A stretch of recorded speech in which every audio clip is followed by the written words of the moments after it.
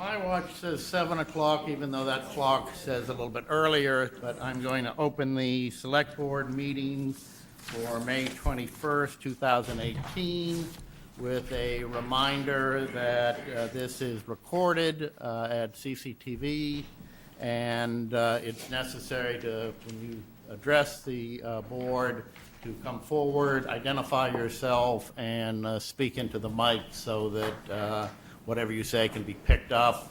And also, this is not a perfect room for acoustics, so speak loudly so that other members who are present can hear. The consent agenda, we have a gift acceptance from James Hackett of $1,375 for the Council on Aging gift account. There was a gift of 3 wheelchairs, which we're very appreciative of. One-day special licenses at Gaining Ground, June 15th from 5 p.m. to 7 p.m., 341 Virginia Road, Wine and Malt. Emerson Umbrella, May 25, 26, and June 15th from 6 p.m. to 11 p.m. at 57 All Road to 9 Acre Corner, Wine and Malt. Saltbox Farm, July 13th, 12 p.m. to 4 p.m., 40 Westwood Road, Wine and Malt. August 2nd, 6 p.m. to 9 p.m., 40 Westfield Road, Wine and Malt. August 11th and 17th, 5 p.m. to 8 p.m., 40 Westfield Road, Wine and Malt. And August 18th, 4 p.m. to 10 p.m., 40 Westfield Road, Wine and Malt. There were 4 proclamations. 2 of them we have not received the wordings from those requesting, but there is a proclamation on behalf of the Harrington House tenants, Peter and Jane Bennies, which Michael Lawson will proclaim at their retirement party. And there is a proclamation for Race Amity Day, whereas Concord supports the Great Seal of the United States of America, which bears the inscription E Pluribus Unum, which translates from Latin as out of many one.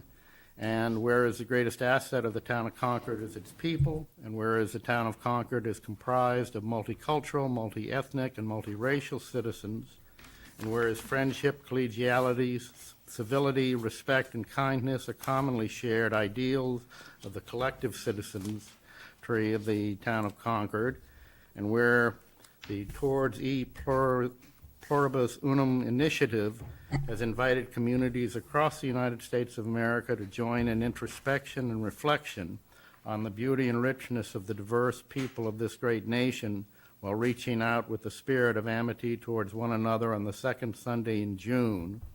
And whereas House 2745, Chapter 163 of Acts of 2015 of the Commonwealth of Massachusetts establishes the second Sunday in June annually as Race Amity Day.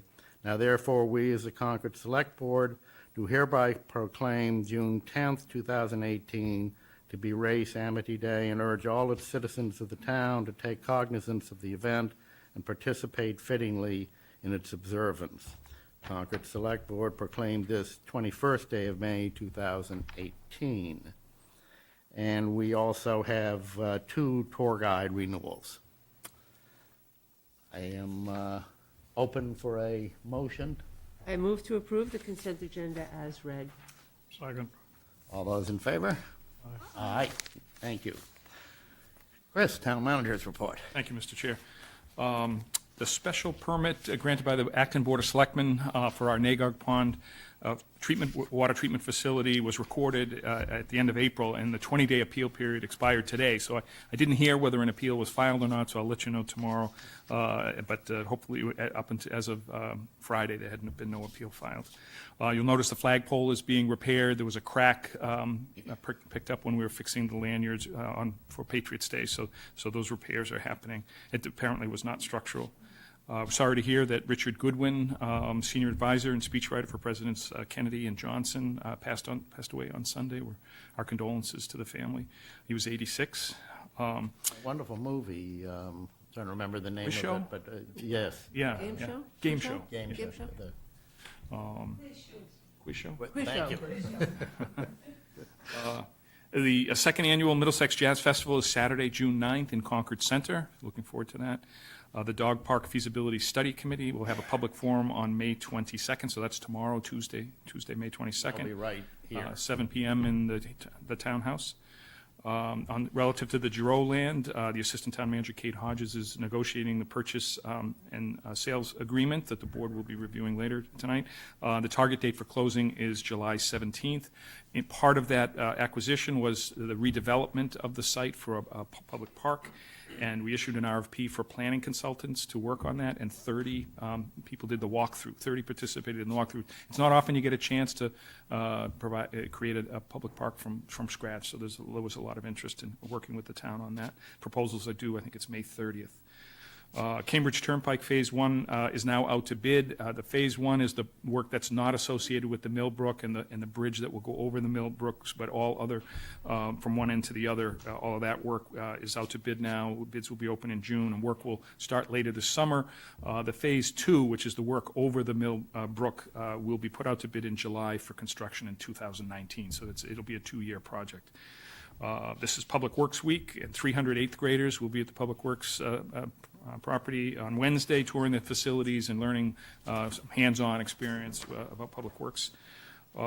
Speaking of which, twice last week, our drainage contractor working on Monument Street hit unmarked gas mains that DigSafe was required the gas company to mark, and the gas company failed to mark those gas mains. So luckily, nobody was hurt, but there was traffic tie-ups and some expenses incurred by the fire department in responding to the gas leak. So those will be back charged to the gas company. And we have assurances they will try harder in the future. Fire chief is working with Delia Kay, the NRC director, to look at the possibility of removing some large trees that fell this spring into the Assabet River. There's a couple locations where you simply can't get a kayak past. So they're looking at ways that they might be able to open that up. Next. The river is fairly filled now, so just wait for a So they might have to while, wait yeah. till low water. Just a reminder that at your next meeting on June 4th, Verizon will be coming in to talk about their request for use of town property for potential cell sites, and we've notified the abutters of the Emerson Umbrella area, or at least several of them. And Marcia will be in on June 4th to talk about parking plans, an update on where we are with parking. And so there's a site visit scheduled for Thursday by this board, Thursday, May 31st at 8:30 in the morning, to walk the parking lots and the different parking spots to get familiar with where things are with Marcia. You know, just meet in the Kais Road, or, you know, And so, yeah, we'll meet at the Kais Road parking lot, but I think we have to post where we're going to go on the site visit, so the public is invited to participate. You're not supposed to debate any of the merits of anything, but asking questions, finding out more is appropriate. Okay. Anybody have any other questions or comments? I do. It's not related to your report, but this last weekend there was some kind of race. Road race, and they left signs all over all over it's town. two kind of questions. One, the signs are not supposed to be posted according to our sign ordinance, but more importantly, when do they need to get some kind of permission to do this in town? I think, and I don't want to put Joe on the spot, but is Officer Morahan here?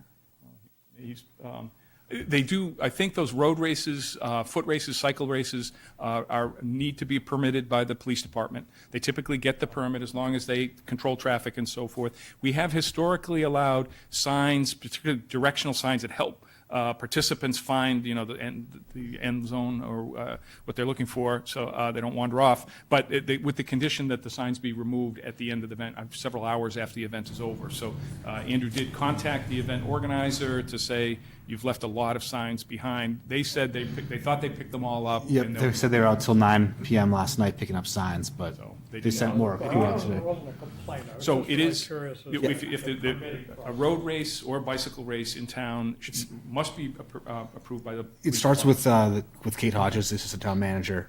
She reviews it, checks for their insurance, and then it goes to Inspector Shelley over at the police department. He arranges for the details for pedestrian crossing and stuff like that.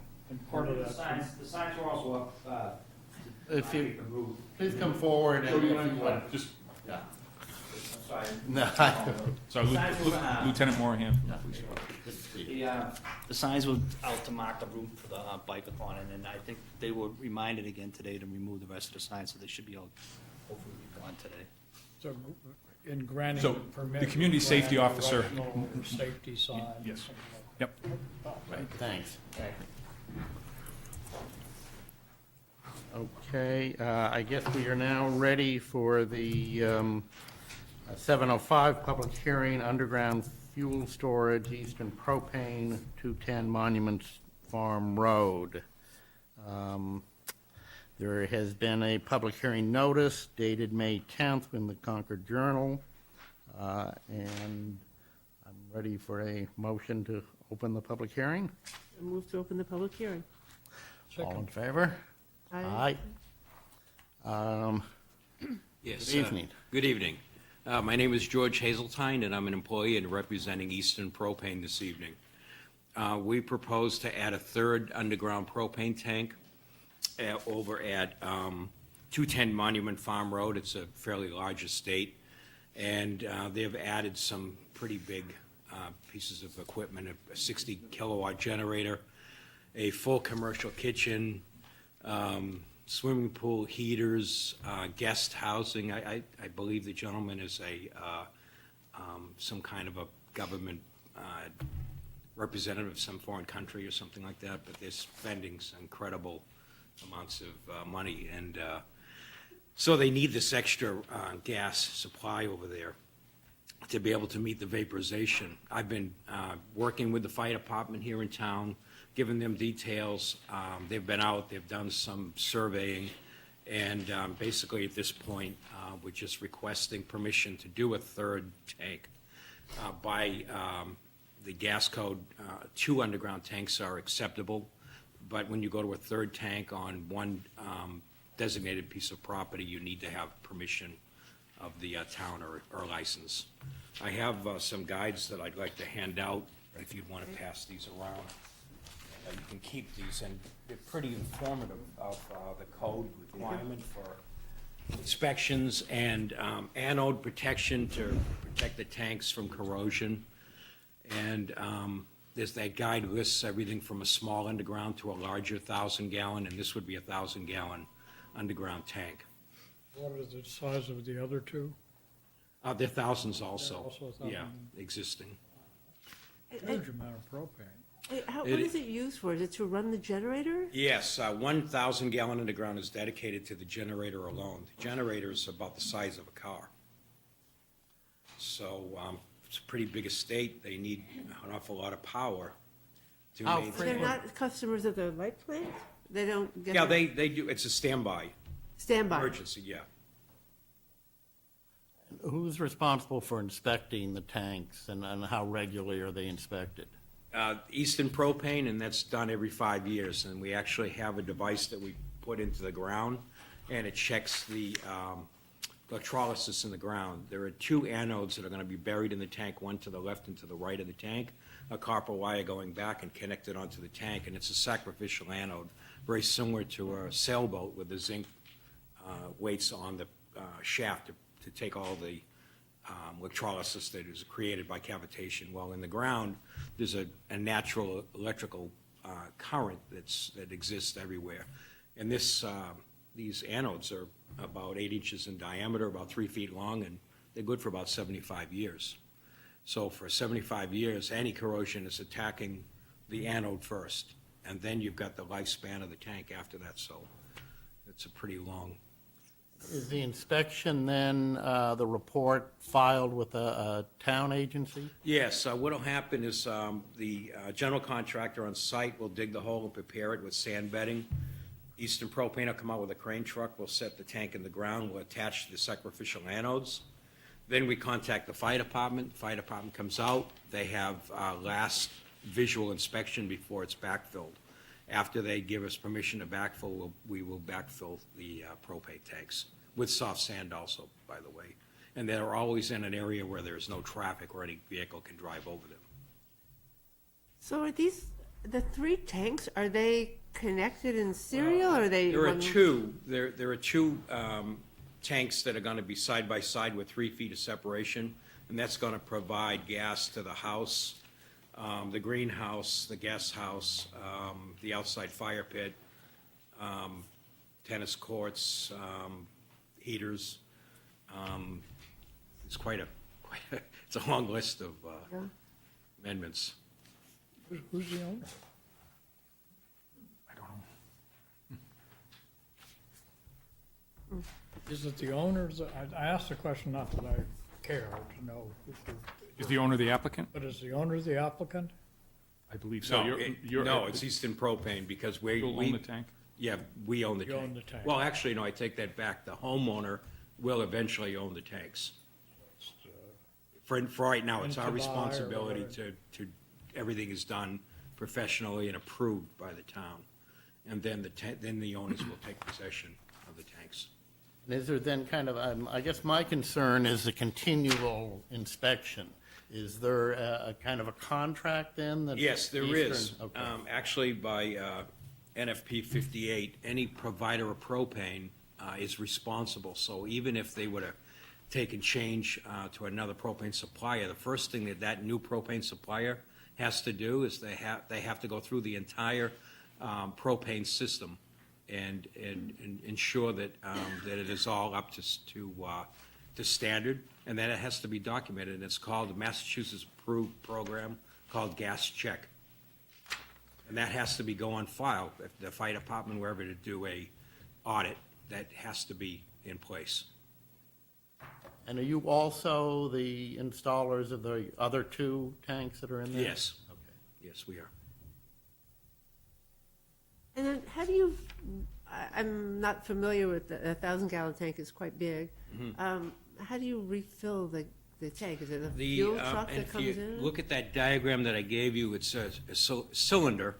The tank is 16 feet long, it's 44 inches in diameter, and it has a dome on center. So the only thing that's coming out of the ground is actually that dome. In that dome, there is a periscope, and that has a connection point where the hose from the propane delivery truck would connect on, and under pressure would push the propane into the tank in a liquefied form. What comes out of the tank is a vaporized gas, so when it comes out, it's similar to natural gas. The advantage of condensing it into liquid is for storage capacity. There's no natural gas available in the area where this estate is located, so. So if that dome is injured, what are the ramifications of that in terms of the release of the gas? Well, it would be like anything like natural gas. I mean, there is an odorant in it. As a matter of fact, it is the same odorant in natural gas, mercaptan. And, it's very detectable, even with a very minor gas So leak. is that dome sticking up protected in some way, other than the casing around it? Well, it's a steel dome, and it has to be in an area where there's not going to be any traffic going into that location. Like, in other words, not on the edge of a driveway. No, but potentially landscaping, across that Oh, area? it would take an automobile to be able to damage the dome. Like a riding lawnmower would not be able to damage it. But if this was the second or the first propane tank, you wouldn't be here. Right, well, it's allowed to have up to 2 buried tanks. It's the 3rd tank that is required. But actually, there's about 500 feet different separation between the 2 locations. Any other questions? Any public comments? If you'd like to come forward, please, and identify yourself. And do we have a supporting document from the I think there was, fire? Did I got by me? I didn't know that this was coming up this evening, and I know very little about it, so I put that straight away, Holly Gifford, Monument Street. I'm wondering where these tanks are going to be located. I don't know which house it is. I'm not familiar with the number, but there is a large area behind many of the homes in that area that is nature and, the town has Estabrook Road, it continues on through that back area. We've had so much damage this past year with the big storms, huge trees down all through town. My question would be if they are located toward the quiet area, potentially to the house, not near the house, but toward the more natural area that is now just a walking path. I would concern that maybe a large tree, or there are many trees that abut the conservation land there, could one of them potentially damage one of these caps that you raise? I'm just curious because it sounds like an awful lot of available liquid, and I'm not even familiar with it all, but it would just be a concern, and I don't know where it's located, but that would be my only question, that I'm wondering where they're going to be located and how they could be, are they very steady about not having any damage from trees and natural environment? I believe we have a map. I just was passing, is there any large trees that are likely to fall? No, there isn't, actually. It's pretty So open. what- maybe They're you can hold up pretty the cleared map. areas. For those who are interested, here's a copy of the map that was submitted, so you can see where the tank is going to be put in. Perhaps the last speaker is interested in seeing on the map. Just handed, yeah. Chris, do you, in terms of the origin of the requirement, I mean, I'm trying just to figure out I mean, I understand the concern about a tree falling on it, but why come before a board for a third tank? What is That's the statute. it's a state statute? But is it motivated by safety concerns or lots of I think they use? just, I think or- this, they just want you to be aware that there's a property in town with a large quantity of underground. And also, it involves the fire department. And the fire department has jurisdiction of inspection and approval for the final completion and putting it into use. So it really puts them on notice that tank capacity is there, so that they know. And matter of fact, they know where every propane tank is in town. And Eastern Propane has, last count was about 70 customers in this area. Do you have any other property with 3,000-gallon tanks on it? That I don't know.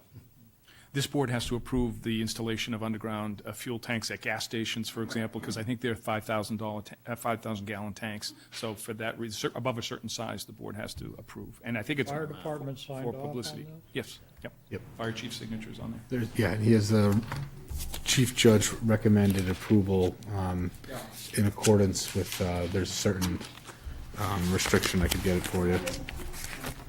Okay. Ready to move to a close? I just have one question. How often would these need to be filled? How often does a truck come down to fill? Typically monthly. Monthly? Yeah. But the one is like for emergency, so it might not get, What's that again? I'm sorry? 2,000-gallon tanks that are proximate to one another, Yes, they're for regular use. This Correct. third one is standby. standby. By generator, yes. So it could be months and months. Yeah, and there's actually gonna be a monitor put on that tank so that we would get a message Oh, in if it Danvers gets- letting us know of a low tank level. I move to close a public hearing. Second? All those in favor? Aye. Aye. You have a motion. Thank you. Thank you. Thank you. There's no further discussion. I move to approve the Eastern Propane's application for underground fuel storage, subject to the recommendations of the Concord Fire Chief. You have a second? Second. All in favor? Aye. Aye. Thank you very much. Thank you, board. We learned quite a lot Yeah, tonight. that was good. We are now ready to move to the second public hearing, which is the dog hearing, 15 Chase Road, for violation of existing dog order. Notice was hereby given at a public hearing, and that was done on the complaint, Blue, failure to comply with dog order dated February 12th, 2018. Owner Rachel Hitchcock, address 15 Chase Road. On February 5th, we had a hearing pursuant to Section 157 of Chapter 140. occurred before the Concord Select Board as a result of a request from the Animal Control Officer, Jennifer Condon, regarding the dog Blue, owned by Rachel and James Hitchcock of 15 Chase Road, Concord. There had been complaints that the dog had over a long period of time been escaping from the Hitchcock property and causing a public nuisance and fear among the neighborhood, which is near Thoreau School. Sworn testimony reflected that on 4 separate occasions, the ACO had issued, that's the dog officer, had issued quarantine orders for Blue. The 4 incidences consisted of 3 attacks on other dogs and 1 human bite. After extensive testimony from numerous neighbors, the board unanimously ordered that Rachel and James Hitchcock are allowed to walk, only Rachel and James Hitchcock are allowed to walk Blue off the property, that Blue must be muzzled and restrained at all times when on or off the property and outside the residential structure. The existing backyard fence must be replaced by a 6-foot-tall stockade fence, which must be installed by April 1, 2018. The new fence must be equipped with self-locking mechanisms at every entrance-exit point to ensure that Blue cannot escape while in the backyard, and the Hitchcock required to install additional mechanisms on the residential structure to ensure that Blue cannot escape while inside the residential structure. On checking on compliance, it was reported that the new backyard fence had not been installed. I believe we have testimony from the Concord Police, and if you would come forward, I would Swear all the witnesses? open the hearing by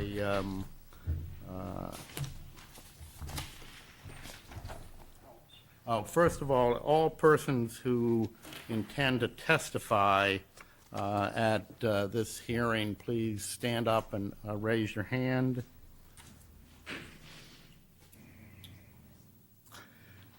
Do you swear that the testimony to be given in this matter will be the truth, the whole truth, and nothing but the truth? Yes, I do. Thank you. And good evening. If you'd identify yourself I'm Lieutenant Joseph Morahan with the Concord Police Department. and do you have any information regarding the status of the order following the compliance with the order that the Select Board had given on February 5th? Yes, sir. There was a number of occasions that I've checked with the Hitchcocks in regard to the erection of the fence, particularly, as well as the dog officer, and that hasn't been complied with yet. There was some conversation about the expense on the fence, and they were going to petition the Select Board, I think at one time, for an extension, but I believe that that hadn't gone through, and so now we stand at this point where And I understand that Ms. Condon, the dog officer, is unable to be here tonight because she has a prior commitment in another town. yes, sir. But I also have an email from her, and I just want to, I'll read part of it to make sure that it complies with your understanding, that on April 23rd at approximately 8:15 a.m., she called and left a voicemail message and did not receive a call back. She also sent a text message to Rachel Hitchcock's cell requesting she contact her as soon as possible. She received no response. At approximately 10 a.m., she went by the home and no response at the door and posted the property to contact her. On Wednesday, April 25th, at 3:54 p.m., she received a text message from Rachel Hitchcock stating that Jim Hitchcock ended up speaking with yourself regarding the fence situation. She stated she had spoken to the selectman's office, and the Hitchcocks were supposed to get back in touch with her, which had not occurred. On the 25th at 4 p.m., there was a text message to Rachel Hitchcock that she needed to contact the Board of Selectmen immediately. There was another text then later stating that the estimate for the fence was $7,500, and she did not know how they would be able to pay for that. And that on April 25th at 10 p.m., there was another text to Rachel informing her that she needs to contact the Board of Selectmen or the town manager with that information. And does that comply with your understanding of the communication Yes, that Ms. sir. Condon had? Subsequently, they were served with notice for the hearing today. I'm terribly sorry, we can't hear the. Sorry. They were subsequently served with a notice to appear tonight in regard to this hearing. It is also, though, your understanding that during the time since February 5th, that there have been no complaints of Blue being out of the yard or causing any harm or concern among the citizens? The complaints that we've gotten since that point in time have been anonymous, and it's regard to the dog being out in the yard and causing some concern for the neighbors who live adjacent to it or who can see the backyard and see the dog jumping on the fence, and the fence is still in a poor condition. So you have gotten calls. Anonymous. People wanting to be anonymous and because they're fearful of retribution or whatever. it might be. But it was not, those allegations were not a violation of the board's order No. that the dog be on leash when off the premises or restrained when on the premises. Yes.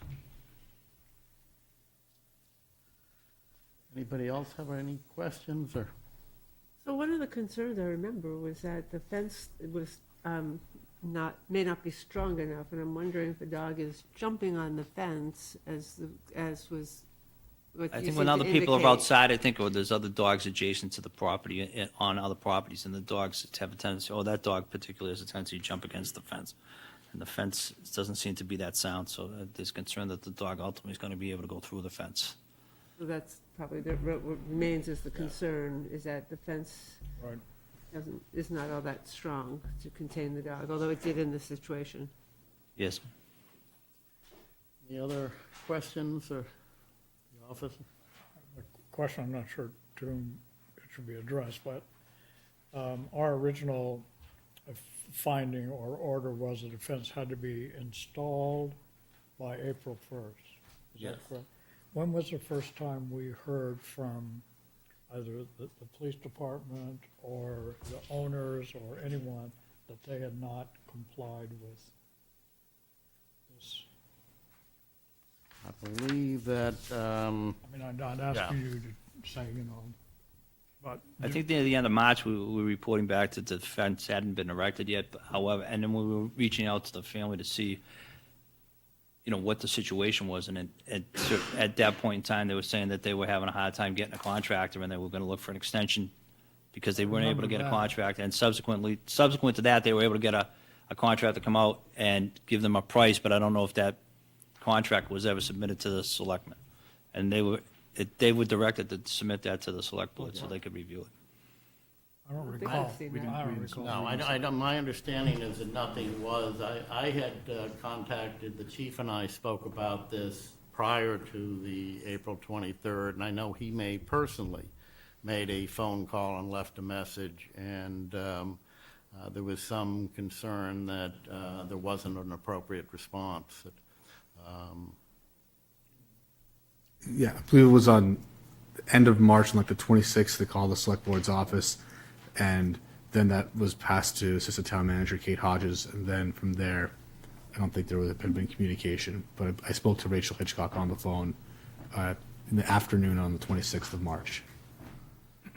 And in fairness, March was a fairly brutal month. I'm sorry, speaking for the whole group back here, not just for myself, we're just not being able to hear any discussion.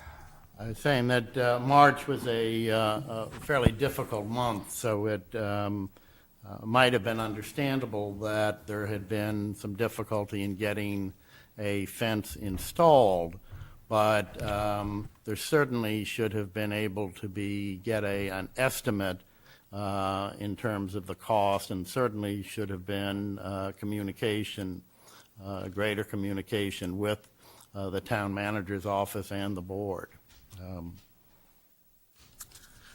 No other questions? Thank you. Do we have any other witnesses who would like to testify.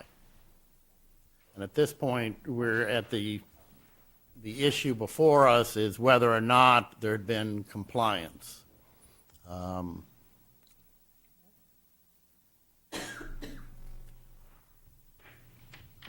My name is Shelley Amster. I'm from 44 Prairie Street. I'm the only abutter present, and even though it's been clear that the dog, Blue, has not been present, the other dog is there, and to me, it's the principle that the Select Board had requested for our own comfort zone that the fence be put up. For full disclosure, I am the person with the dog who cannot use that. I'm just not comfortable using my own backyard, not knowing if the dog will come out, just even if it's on a leash, even if it's muzzled, I'm just Under anxious. control. So I'm just here to wondering why it's taken this long, and if it's now a case of financial, does that mean we don't get a fence and that this is just going to be pushed under the table?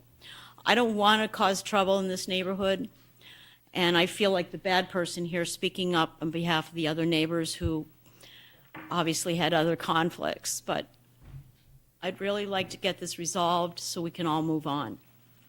As I recall, the earlier testimony is that kind of this issue had been going on not just for a short time, but for many years. I've been there 30 years. And I think when it came before the Select Board, one of the reasons that sort of it didn't take place immediately after April 1st is we did want to. Yeah, that I understood. Communication, and then it was also necessary to file a notice in the Concord Journal, which was done, and that requires a couple of weeks. So, but I think there were as many as 12 to 15 people who spoke at the February meeting, and I think we all remember that. So, Yeah. Thank you. Mike, did you?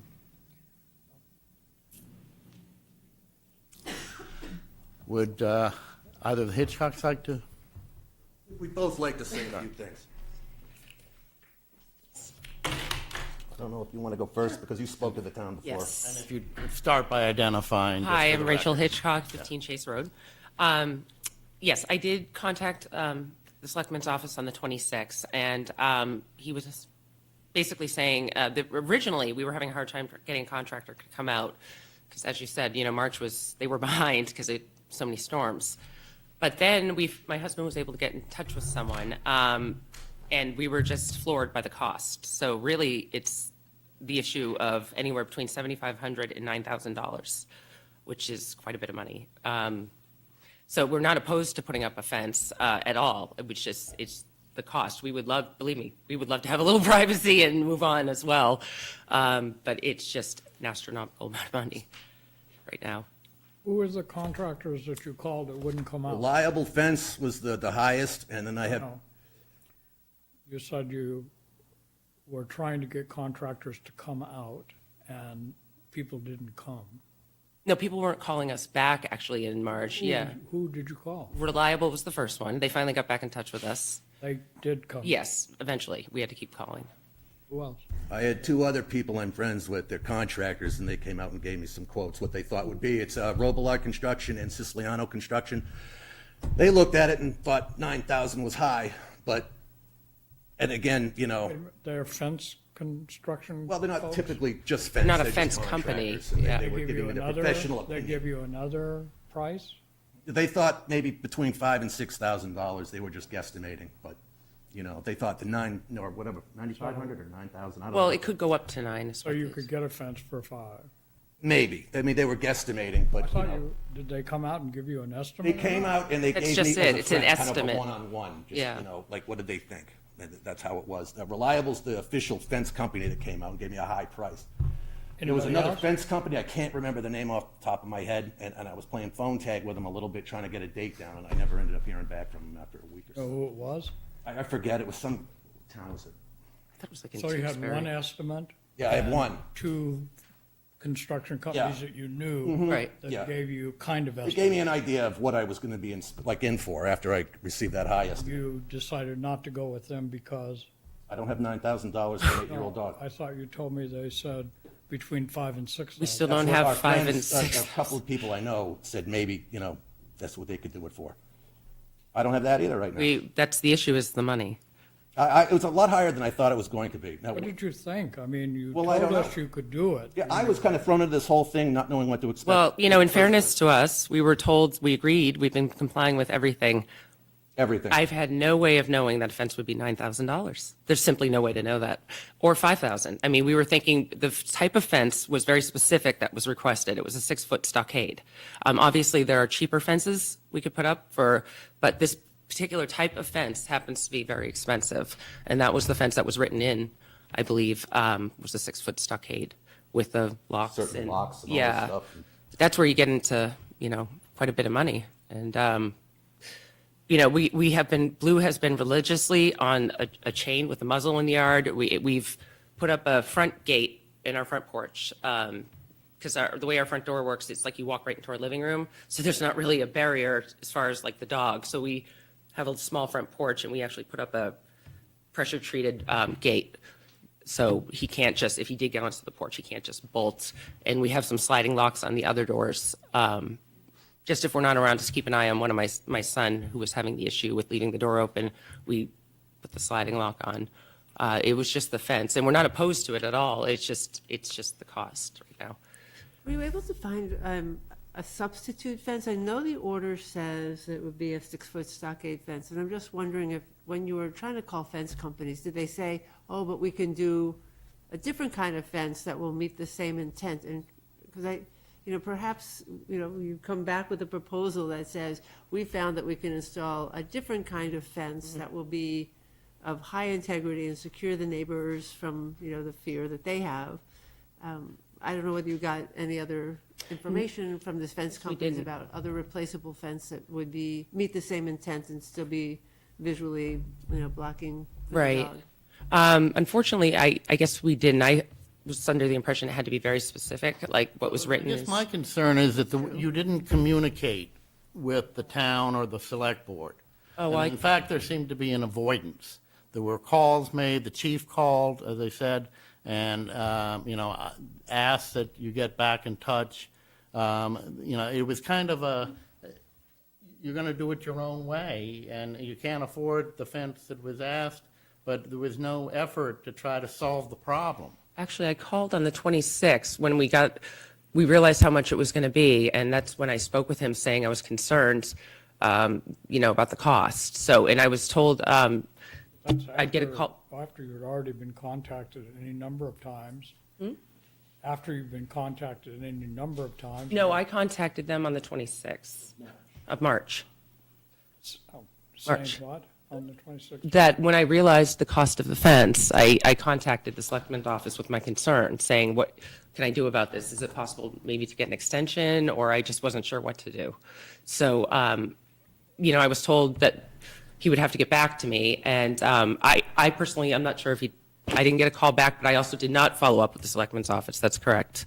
My husband spoke with the chief, and I've been in regular communication with Jen Condon, so I wasn't sure. There certainly wasn't an intentional avoidance at all on my part. We just have been, like everybody, really, we sort of had a couple of crises going on with two of my other sons right now, and my elderly mother that lives with us, so.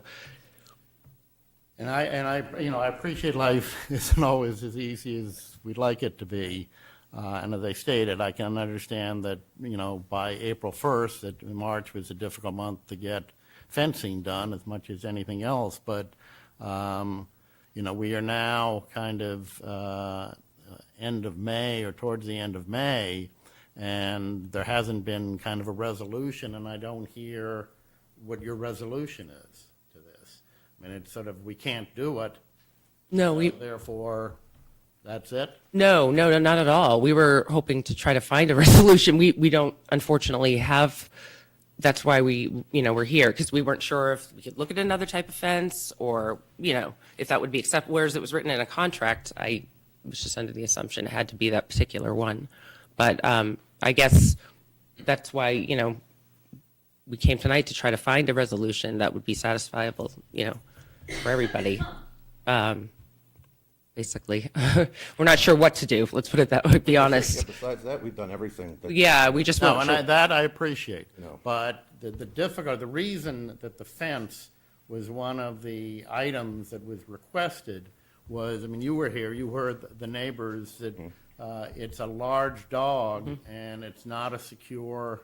No, it's an old picket fence. Yeah, and he can't reach the fence with Well, the cable. the feeling was it wasn't a secure. They didn't feel comfortable. They didn't feel safe. Understand. Given everything, we tried to accommodate their safety concerns, which was, from my point of view, very valid. Right, no, I understand. And, I'm a little frustrated because I think there's a general feeling that nobody wants to kind of have the dog punished for something that, it's not the dog's fault that the fence wasn't able to be put in, but whether there was any efforts to try to, secure from family members or some other, method, or work with the fence company to get a payment schedule or get your friends to assist and make it cost less. I mean, we need to get that fence built. Now, I think that, as Alice mentioned, maybe an alternative fence, but, you should be bringing us the alternatives rather than us imposing them on you. And I don't see that. I guess we weren't aware of that. This is the first time I we've don't, come. it doesn't, you didn't make an effort to be aware of it. Who asks the questions? I mean, when the chief of police calls you, and I thought that was quite extraordinary. I mean, I spoke with him because I was afraid we would get to this stage. And the last thing I want to do is to, have to put an impoundment order on the dog that your family loves. But you're not making it easy on us. I guess we didn't realize that certainly was not the intent. Well, what Just was to the- address- What was the intent, and what were you expecting to happen? With regards to what? We had a hearing, we issued an order. Yes. You said, okay, and now you say you can't do it. Well, I guess when we had So said what were okay, you expecting what were the we? resolution of this matter to be? Well, we were hoping that we could find a resolution. We didn't realize that, I guess it was sort of miscommunication and lack of experience on my end, to be honest. So we thought we were going to sort of work with you. We didn't know that we could come up with alternatives. I thought it had to be exactly what you had stated. But I did want to just address, you had mentioned that something about the chief of police calling, and that left quite an impression. My husband, he did not call me, just for the record. He called my husband, who spoke with him. So I was just wondering where the concern was regarding that. The report I got, and I don't think he's here, I don't know if you're aware, Sergeant, about, Mr. Lieutenant, I'm sorry. From the chief's perspective, he made a phone call, but I've also talked to at least Jim a number of times. We reached out to both of you. Yeah. And through Jen Condon, the dog officer, she's reaching out to you too, and trying to press upon the fact that you needed to contact the selectman's office in regard to the fact that you wanted an extension or that you were having a hard time with the fence, and that's what wasn't happening. And I think I've had several conversations with Angela in regard to that, and we notified the town manager, and there was no compliance and no return calls, and that was the frustration between the police department and the dog officer. I think we tried to express that to the town manager, and he returned related to the select board. So there was a number of attempts made to contact you and had you contact them, because that was the process that was set up, and there was no compliance there.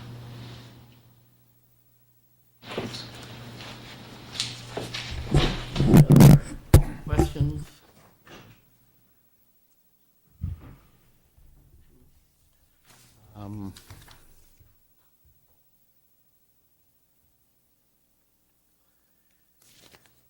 Let's see, There's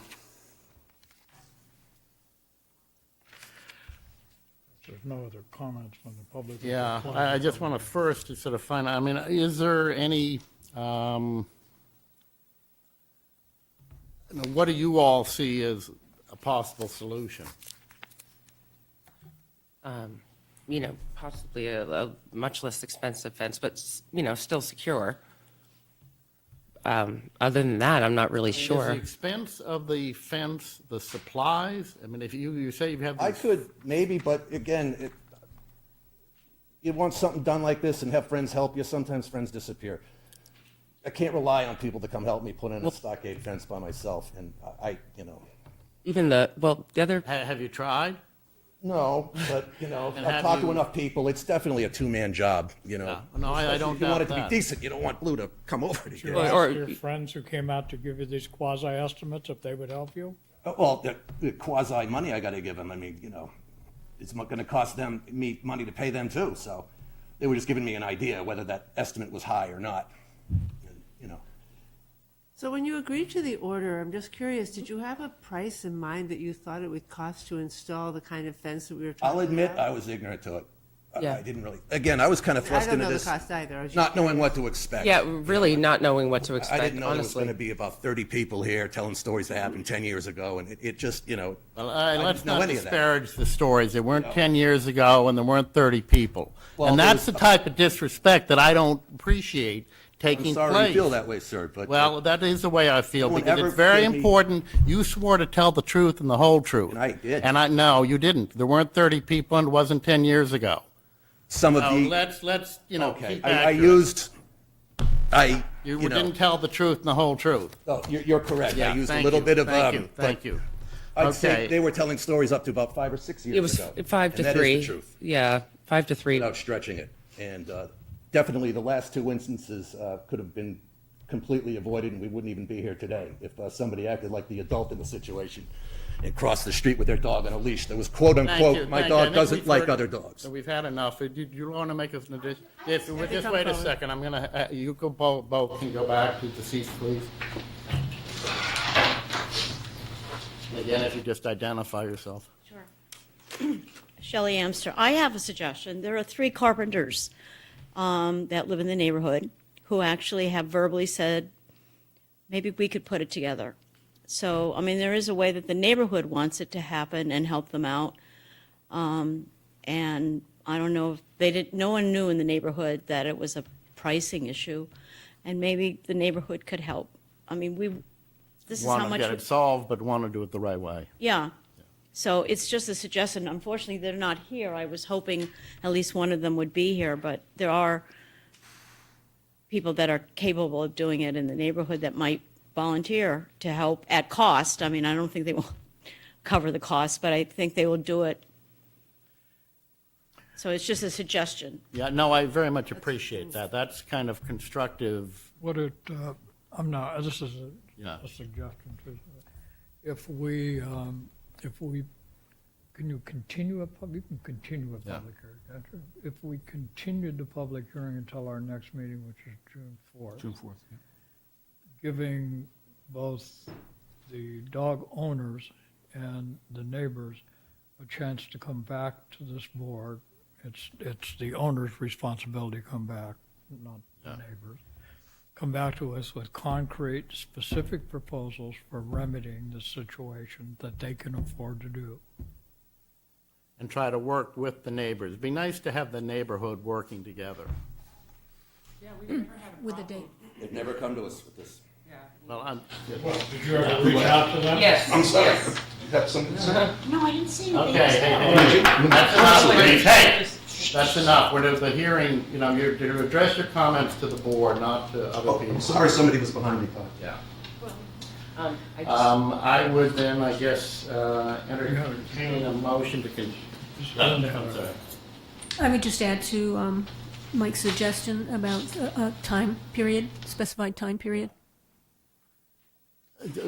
Well, as far as you mean, that when they come back, that there be a time period or discussion. That the plan will about be that. executed. Yeah. Yeah. I would entertain a motion to continue the public hearing. So I just want to make sure we are clear on what we would be expecting to receive on June 4th. And what I would like to see, if we're going to extend this hearing for 2 more weeks, that the family comes forward to this board with a proposal of what a fence, all the options for your fences that you've done your estimates for, you've been able to talk to folks, and maybe even photos of what the fence that you can afford looks like.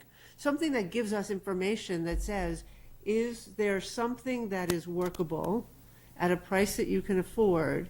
And maybe in that same time, you're able to work with neighbors to see, maybe it's a community helpful, response to see if they can help defray some of the costs. I don't know what that would amount to, but Or come back supply to us labor. in 2 weeks with a full proposal. And the expectation would be, it would be implemented in the next couple of weeks after that. I would suggest that it be a written proposal Yeah, for yeah. the board, I agree. not just a verbal. You want to come forward? I might suggest the materials be presented by June 1st, the Friday before your June 4th Yeah. meeting, so Yeah, that so you have a can chance review to review it. That's a good idea. Tanya Galis, 62 Prescott Road. I'm not a neighbor. I was here at the February 5th hearing. I might not be able to attend the next public hearing, therefore I wanted to just state what I wanted to say, which is that I understand you as the select board cannot direct the family to offer the dog for readoption, but I wanted to air the issue out and list it as an option that it might be better if all the requirements for safety cannot be met in the end. It might be better both for the comfort of the neighborhood and for the benefit, welfare of the dog, that it be put for readoption. Thank you. And I believe your husband has submitted a letter to the board, so that we have that. So the motion is to continue the public hearing until June 4th with the recommendation that there be a written proposal as to how the fence and when the fence would be constructed that would be submitted by June 1st so that the board could review it. Is that?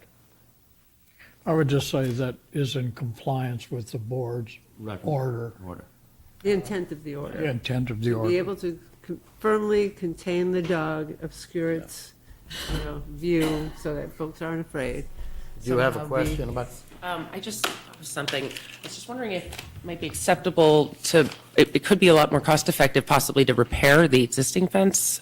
I mean, whatever it's going to have to be a constructed fence. Right, Now, whether right. you use some of the existing fence. Well, I just meant replacing like the parts that, in the back, it's two different heights. In the back, it's 6 feet, in the Needs to be front. 6 feet. Yeah, and the back already is. It's not like closed slats. I mean, there's little spaces in between, but the front, well, not the front, but the area that faces the street, I think where the dogs before were jumping on the fence, that's only 4 feet. So I didn't know maybe if there was a way, like if it would be acceptable to reinforce the 6-foot part and then replace the 4-foot with I think 6. put that in the proposal If and. that's a proposal that works. Because that could be a lot more cost-effective.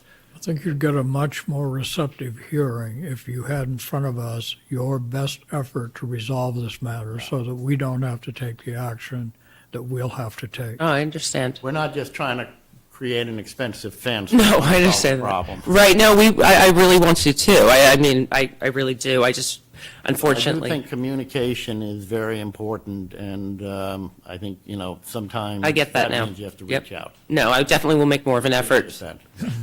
So do you think that might be acceptable, is what I'm Yes. asking? Oh, we Okay. need I to think see, it's- we need to see a proposal. Okay. We need to see the drawings. We need to know that what you're considering constructing would meet the same integrity for Right. containing the dog.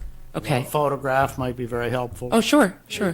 We can have Whoever's going somebody to do in the the work, town, Yeah. Public Works or something. whoever's doing the work would need to show, the size of, what you're putting in to make that fence sturdy and. Right. So the hand drawing probably isn't sufficient. We'd like to know what the pieces that are in the ground. Posts? Yeah, the posts are. We How want to deep, how work with far. you if you work with us. Oh, yeah, no, I really want, Okay. I do, I'll definitely. second Alice's Okay. proposal then. All those in favor? Aye. Thank you We'll very see you in much. 2 weeks. Okay, we now have a slightly different issue of the composable plastic drinking straw ban bylaw, Concord Academy and students. Gretchen.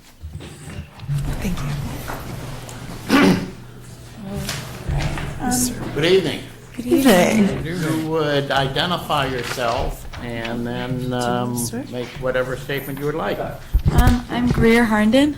I'm Mika Cookwright, and We're students at Concord Academy.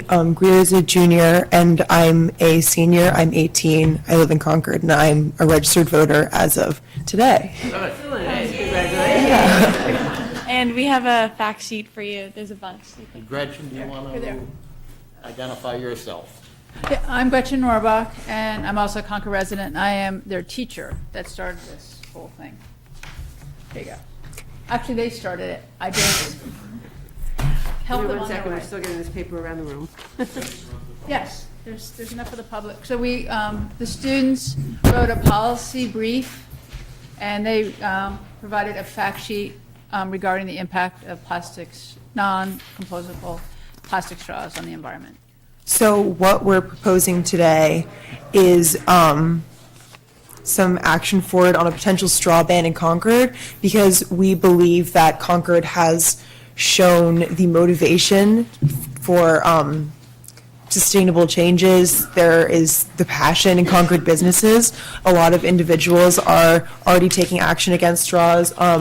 Haute Coffee has compostable straws, and they avoid using straws wherever possible by using like reusable glasses for drinking for customers eating in, rather than like a cup with a straw in it. Also, Woods Hill has reusable ones, like metal that they wash.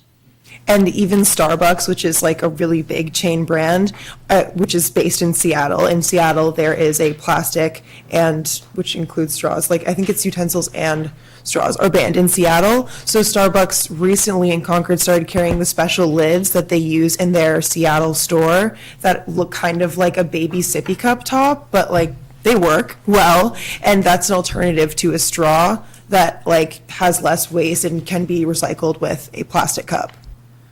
And there's a lot of places around the country doing this. So some are, yeah, like you said, Seattle, Malibu, Fort Myers, and Miami Beach in Florida, Davis and San Luis Obispo, and New York City and San Francisco are in the process of considering a ban as well. And the reason why we are targeting straws is because, well, straws are in the top 10 of like pieces of litter found on beaches. And even though it's not the number 1 or the number 2 item, it's what's referred to as the low-hanging fruit. It's something that we can very easily do without. We really don't need, except for very few situations. And in those situations, we believe compostable straws can be used instead. But it's something that we can very easily eliminate from our lifestyles, and it does a lot of good for the environment. And Concord Academy abides by this, and so does CCHS. Yeah. Do we know whether something like either the prison or the hospital, how much do they use of the plastic straws? Well, we said, I don't know, but we said in our bylaw as an exception, if the hospital, if there's anybody that with medical, if it's necessary for anybody with medical, like needs, yeah, it would be an exception, yeah. Sort of like the polystyrene. So what I'm curious about, at the time the polystyrene proposal, the citizen initiative came forward, a lot of research had been done about what products had replaceable materials. And that there weren't at the time, which is 2 years ago, Yeah. there were not many alternatives to plastic straws. One was going back to paper straws, which some people in this audience might recall, used to be what we had all the time. But that there were no common straws that could replace at the same cost. You can find pretty nice rigid ones, you can find those stainless steel ones, you can find things that are more permanent in nature, but not usually the kind that you would use in a takeout. So I'm curious, have you found in your research that there are now products available that would be an easy replacement? Well, Hote, the ones that Hote use, I don't know exactly the brand or anything, but those are compostable and they use them. So you're saying that Hoche Coffee currently uses a compostable straw Yep. for their cold drinks? And there's also edible straws out there, which aren't edible in the sense that you would enjoy eating them, but that they break down with much more ease. Like a plastic straw can take 200 years to break down, but a straw that's edible and can be dissolved by the human stomach will dissolve much faster if it does end up as litter. And is that a commercially available product, you know? I'm not. We saw something. There's a new Kickstarter called Lolly Straw, which is made out of an algae, which will disintegrate relatively quickly in water, so that if it does end up in the waste, it will actually break down as other things biodegrade around it. And that is coming to market in the fall. And there's actually a slew, because this has become the UK, as I think if you see their fact sheet, the UK is about to ban them. The EU is actually coming up with lots of alternatives to them. And Seattle there's lots of movement towards getting away from them. And McDonald's, which is also a humongous chain because of its presence in the UK, is also working on distancing itself from straws and finding alternatives that are not plastic straws. So if McDonald's can do it, I think we in Concord can definitely do it. As long as the materials are easily available for Yeah. commercial interest, that our businesses are able to go to their purveyors and buy the straws. Just so you know, one of the concerns back a couple of years ago was that when there are specialty suppliers of a single item, just say straws, it brings it what I've heard from the businesses that were trying to comply with the polystyrene ban is that the cost of that single material was so high, because now you've got a different truck having to come in and deliver only straws when they get all of the rest of their paper and now non-polystyrene plasticware from a bigger supplier. Until the big suppliers carry this, it becomes a burden and almost cost prohibitive. That could change over time, and maybe what I'm hearing is it's possible that that's changing, but businesses have a difficult time buying straws from one purveyor and everything else from another. There's an economy of scale in the purchase. The compost straws at this point are cost competitive with a traditional plastic straw. The problem is that not all the restaurants in town are actually using Black Earth, which is kind of our local compost industrial. So the compost straws have to go through an industrial composting.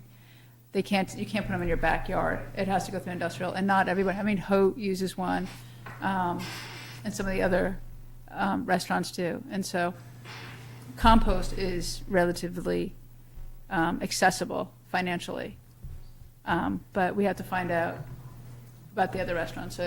So that was one of the questions that Kari Tari came today to the class and talked to us and said, okay, one of the things they have to find out is the cost of implementing this and what kind of cost hardship would be on those restaurants that aren't composting now. And so the transition to composting straws is not an Have easy you had a chance to read the polystyrene bylaw? Because I think that's, not only is that a good model in the sense it talks about who's going to be responsible for, what the rules are, what the exceptions are, how they would be granted.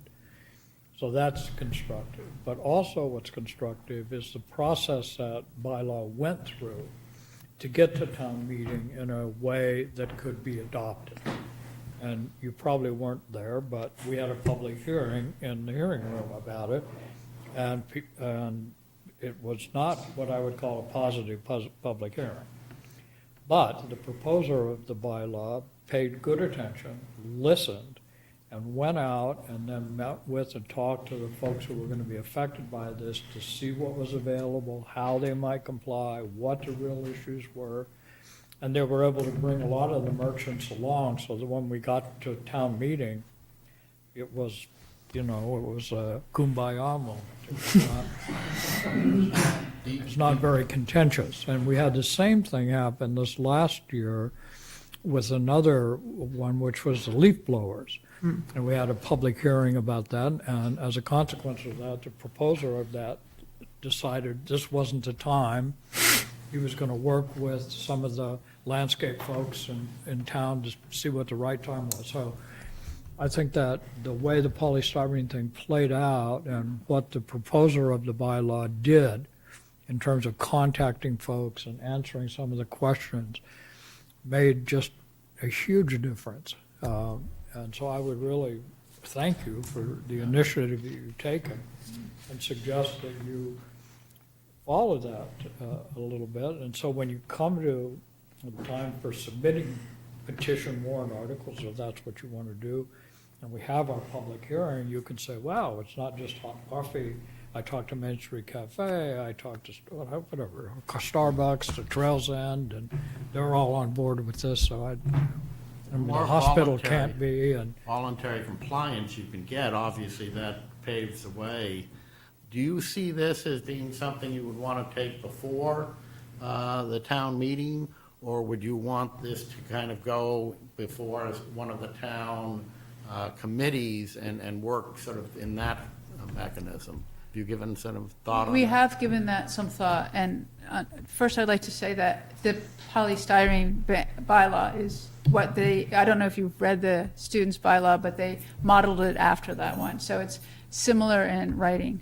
And so they did look at that one and tried to figure out how they could use that as an. so the process that they went through. And the process, yes. And so, yes, they would like to, we have contacted, the students contacted lots of committees that was recommended. Right. And none of the committees wanted to take it on. So they thought that the Comprehensive Energy Sustainability Committee would do it. And we talked to the chair, and she said, this isn't the kind of thing we do. We talked to an agent at the Board of Health, and she said that it's covered under the polystyrene, and the straws are polypropylene, so it's not covered under that. And she said the Board of Health isn't interested in getting involved in this. But I think that's before she knew it was polypropylene.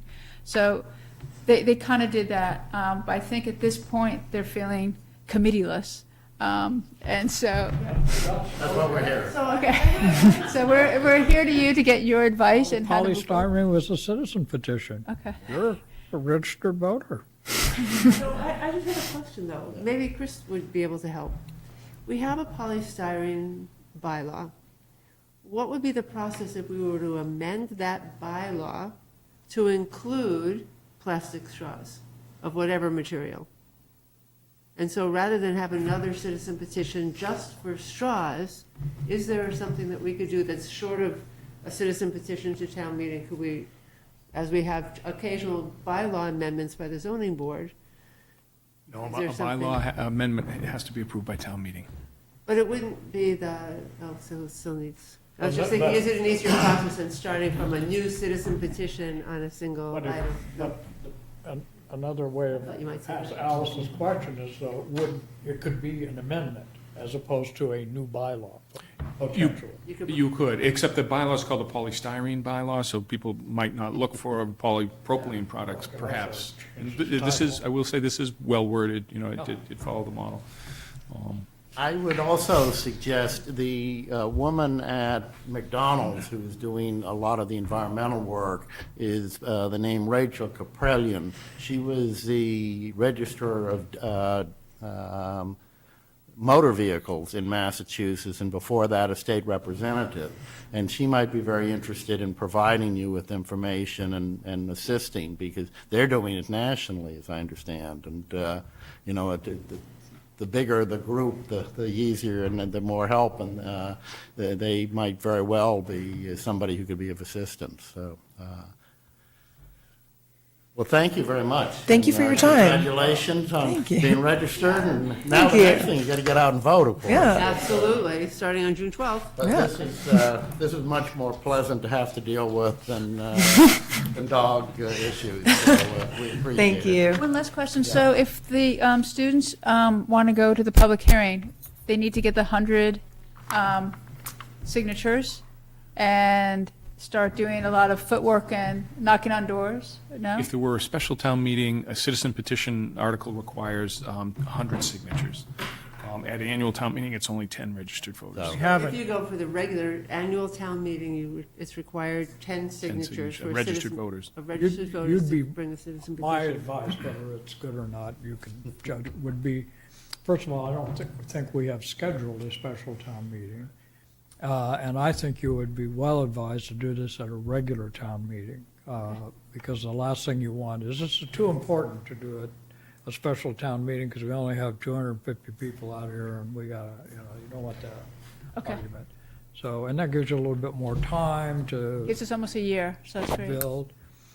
And then I think if that's the thing, I would encourage you to come back and talk to us, as we get near the time when we'll be opening the warrant for the 2019 town meeting, which will be near the end of the calendar year, and see where you are.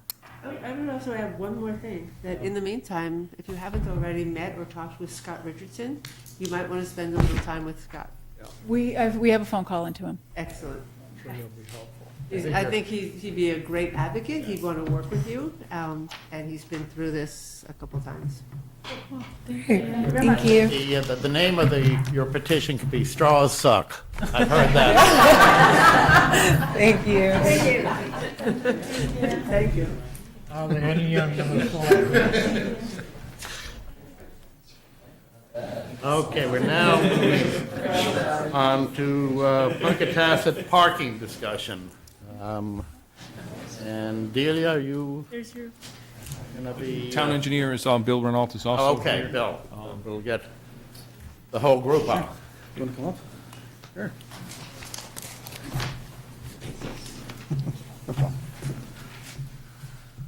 So good evening. Good evening. Good evening. So Bill Renault, town engineer.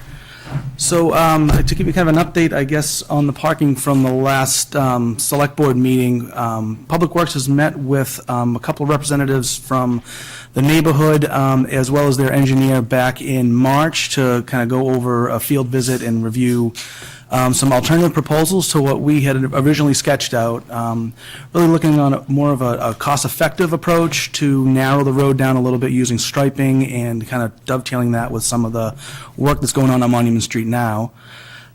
We provided some, general parameters for them to look at. Followed up with the second meeting in April to kind of talk also with the police department who sat in on the meeting with us. And since then, there's been another dialogue, I think, with their engineer, with the Public Works Director about coordinating survey to supply a plan for us to review. So, I mean, that's really where this has stood.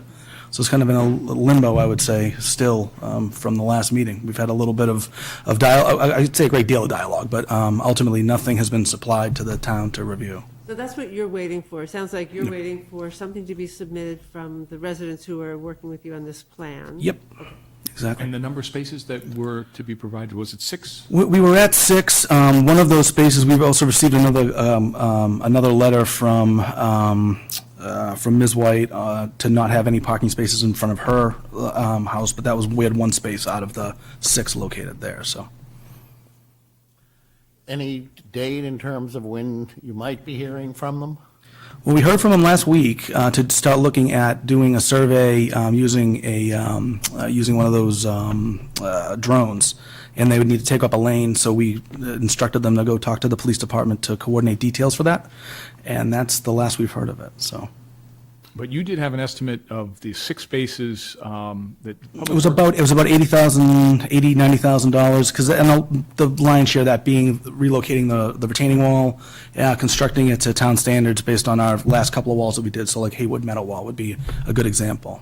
So Cars would be completely off the paved surface. Off the paved surface, exactly. That was part of your mission, was to try to get the cars out so people could exit the cars safely without being in the traffic. Exactly. And how many spaces will be? We looked at 6. We thought that was probably a good cutoff spot, because as you keep going further down Monument Street, going towards Carlisle, it starts to get pretty funky with the grading. So that we thought that was probably the best approach. More expensive. Exactly. And yeah. Another 2 spots could maybe double the cost, or a small number. Yeah, I mean, we'd have to look at, because the grades kind of tip, and it's.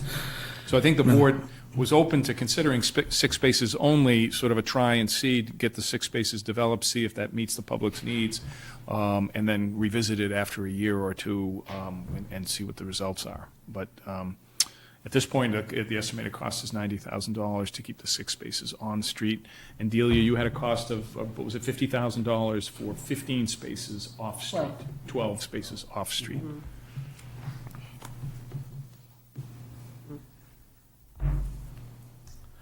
Any other questions? But you haven't, I heard what you said about going north, but you haven't actually costed it out. We did. We provided that at the select board meeting.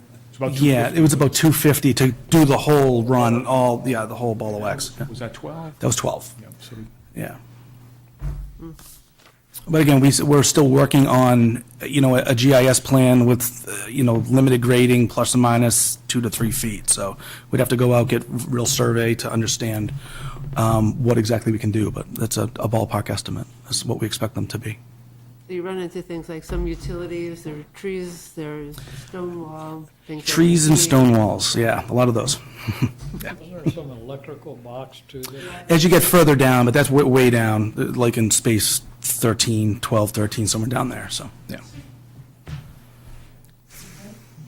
So the next step is you're waiting to get a proposal from the neighbors who had done that hand drawing, and they were going to be working with their engineers. Yeah, on our sidewalk, they talked about trying to restripe the existing roadway to try to narrow down the spaces, to try to narrow down the travel ways on either side, and to try to provide some additional space that way. That was going to be proposed to us, but, the concerns we would have is, the curvature of the road to make sure it's consistent with the traffic speed and it's designed to what it should be, doesn't worsen a existing condition, that type of thing. I think I also remember a conversation about adding some sort of traffic calming because there are so many people coming out of the cars. Is that something that's in the 90,000, or that's just? No, we didn't have any traffic calming. What we had, we did a speed study out there a few years back where we found that the speeds were within 2 miles an hour of what the posted speed is. So we don't see that as a major issue out there at this point. It's more allowing the ability to actually get out of the car. Because, when we went on our site walk, you can park directly up against the stone wall, but obviously if you have a passenger, you can't get out of the car, so. We don't have the ability to change the speed limit there, right? 'Cause that's We don't. No, that's a posted, yeah, It's approved by the state, whatever. That's approved by the state, yes. A regulatory speed limit. No problem. Well, I don't remember the facts, and I'm sorry for that, but in my visual sense, Mhm. there was a difference between the length of the parking spaces Sure. that the neighbors had in their plan. Exactly. And what you had in your plan. Exactly. And yours was larger, as I recall, right? Yeah, correct. Yeah. Is it a law or just good? Good engineering practice. Typically, you're between 18 to 20 feet for parallel parking spaces. And one of the other things that we looked at, too, is that we didn't really want to have a parallel parking maneuver. So we don't want to have a tandem, well, a 3-space configuration. So we wanted it to be tandems, so you can pull in and pull out, and, both would allow it to pull in and pull out. So you'd have only 2 spaces together at one location, if you follow my logic. And the road going north, I remember the topography a little bit. Yeah, it drops right off. Drops off. Yep. Does it level back out? I mean, was it possible to, where it drops off, not have any parking? But my recollection was it leveled off. It levels off to some degree. Again, we weren't looking to take easements and to grade onto the property. We were looking at it as a typical town project. We wouldn't be necessarily grading onto other properties if we didn't have to. And in general, we don't remove stone walls, just as a general rule, obviously, for town character. So. Any idea how long, if we get a plan to implement that, to do the work? Well, we're working now out there, so, the goal would be if we had the ability to get in there, and we had a funding mechanism, that's also a piece of it, but, yeah, we're gonna be milling it in about a week and a half at this point, so. Monument Street from the bridge to? Bridge to Balls Hill. Balls Hill. Yeah. So they'll be working right there. Yep. But as Bill pointed out, this project wasn't included in the plans. And last winter, it might have been possible to juggle some projects and come up with some money, but now we're in the middle of construction season. We've made commitments on certain roads, and Yeah, exactly. contractors, and that sort of thing. So it'd be a challenge to come up with $90,000 This year, yeah. this summer. And it can't, because of the way budgets are structured, even if you had it available in the town's capital plan, this funds couldn't be used for that. All of capital, it could be, yes, but all the we did appropriated $1.3 million for the roads program, but this was not on the list of projects. Well, we very well might not want to do 6 spaces at 90,000 if we're able to do 12 spaces at 50,000, if that becomes, Right. and that decision hasn't been finalized, so. Well, no, I know. And that estimate was really a back of the envelope estimate. I think it wasn't an engineered based on any plans. Is that fair to say? So it was based on the earlier concepts of the parking plans, which would need to be reconfigured a little bit, but it was an engineered estimate.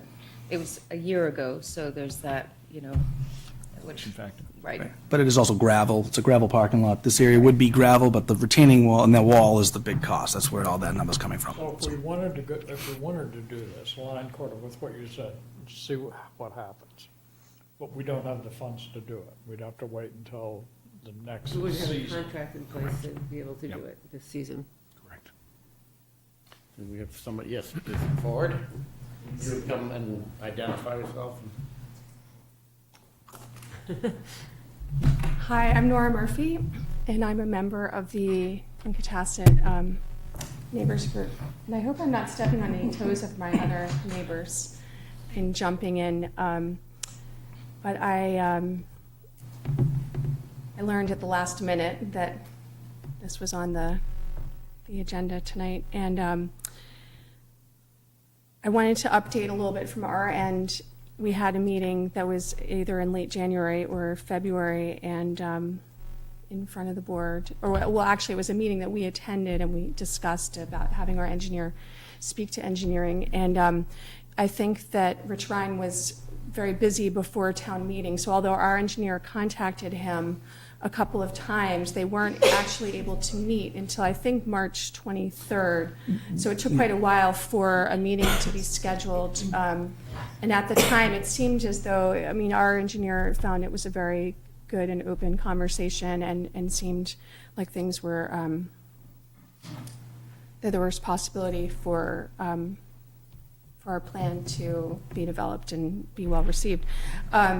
Unfortunately, our engineer's schedule was such that he was able to make a proposal to us in terms of drawing up a plan. But he failed to inform us that the cost would change significantly if the trees leafed out before he was able to do his surveying, because he could use a drone before the trees leafed out, but after the leaf out, he would need to come and do it on the ground. And unfortunately, he hadn't notified us of that, and he was unable to do the survey before the trees leafed out due to some of these delays in terms of meetings. So, I just wanted to update the board as to where things stand, that it's in good faith that we, the neighbors group, want to put together a plan. I remember someone saying we need to compare apples and apples. We still believe our plan will address the safety concerns. I mean, the plan concept, shall we say, and the engineer who we've been working with, who is a certified engineer and licensed to do the sort of design work that we're talking about, he believes that the engineered plan would address the concerns of the town. And I think that we're really more aligned. My sense from talking with the engineer, it seems like that we are very aligned with Public Works and some of the expectations. For example, you mentioned that your plan requires 18 to 20 foot spaces, but so does ours. So I think that maybe there have been some miscommunications along the way. And, my hope in hearing this discussion tonight is that one key piece of our plan is to try to avoid the cost of moving the stone wall, because that is the most expensive part of the project. And it seems possible, given the roadway, that lines could be moved to create more of a shoulder that would permit safer parking and allow the 10 feet that Rich Ryan has publicly stated would be what would be desired. And, unfortunately, we're in a situation that we didn't want to be in, where we are aware of the fact, I live at 873 Monument Street, if I didn't say that at the beginning, so I'm aware of all the construction going on, and unfortunately, the timing of things just seems to have not aligned with the current, unless there's some way for us to collaborate in terms of introducing some of our ideas to the work that you're currently doing. For example, experimenting with shifting the lines, but it would depend on engineered drawings that we don't actually have, but perhaps your department already has for that section of road. So we don't, because there's a mill and overlay, we did it based on our GIS information, so it's not, because really what mill and overlay, the type of work you do is you're just planing off pavement and putting it right back, so it doesn't really require that level of survey. Yeah. We do it on, unfortunately, half the roads program has survey, half the road program doesn't. So that section unfortunately doesn't at this point. Yeah, yeah. So do I understand that your engineer is not going to be in a position to do the necessary survey until the leaves leave the trees? Well, we have a few options, but we haven't had a chance to discuss them in our neighbors group. The cost of what he proposed to us of surveying on the ground is more expensive and not, expensive beyond what we would be willing to pay.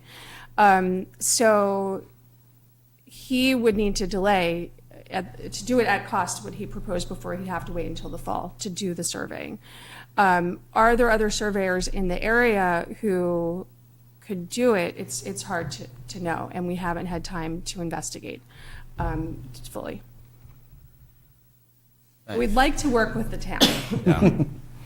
And we're sorry for this conundrum. In the meantime, cars are parking on Monument Street as they have been. Yep. With wheels probably on Monument Street. Yep. So Sure. I'm hearing that if we have a delay to meet a cost concern, that seems okay, at least to me. I don't know about my board. And that, cars are still parking in the way they've been parking for decades or more. And we can wait till your engineer is able to, fly a drone when it's not leaked out and see if you still want to continue with that plan. I mean, to me, that seems pretty reasonable. I don't know, what do you? Wonder if Steve Dean could help out with the drone. I don't think he's got the equipment to, he's got the drone. It's a special drone. It is a special drone, yeah. What I'm trying to understand is what, and I ask us just, it's a simple question. What is it your engineer survey guy is going to say with or without drones that Public Works doesn't know? Or where is it that if he's going to come up with X number of spots as opposed to the number we've got, what is it that we don't know? Because the plan that was provided by the neighborhood is not a two-scale plan. They took what we had and then sketched on spaces, so it's not accurate. It's not as accurate as... If it was accurate. Sure. You're telling us it would cost like $250,000. Oh, to do the whole run? Yeah.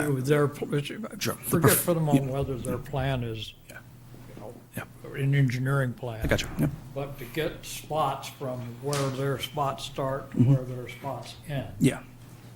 Is going down that slope. You got it. Yep. And so the cost is going to be more. Yeah, 250 range, yeah. But Well, there's, can I jump in? Because I think the Rich Ryan's plan, which required moving many feet of stone wall, that's the $250,000 plan, or whatever that ballpark figure, the 90,000 and then twice that.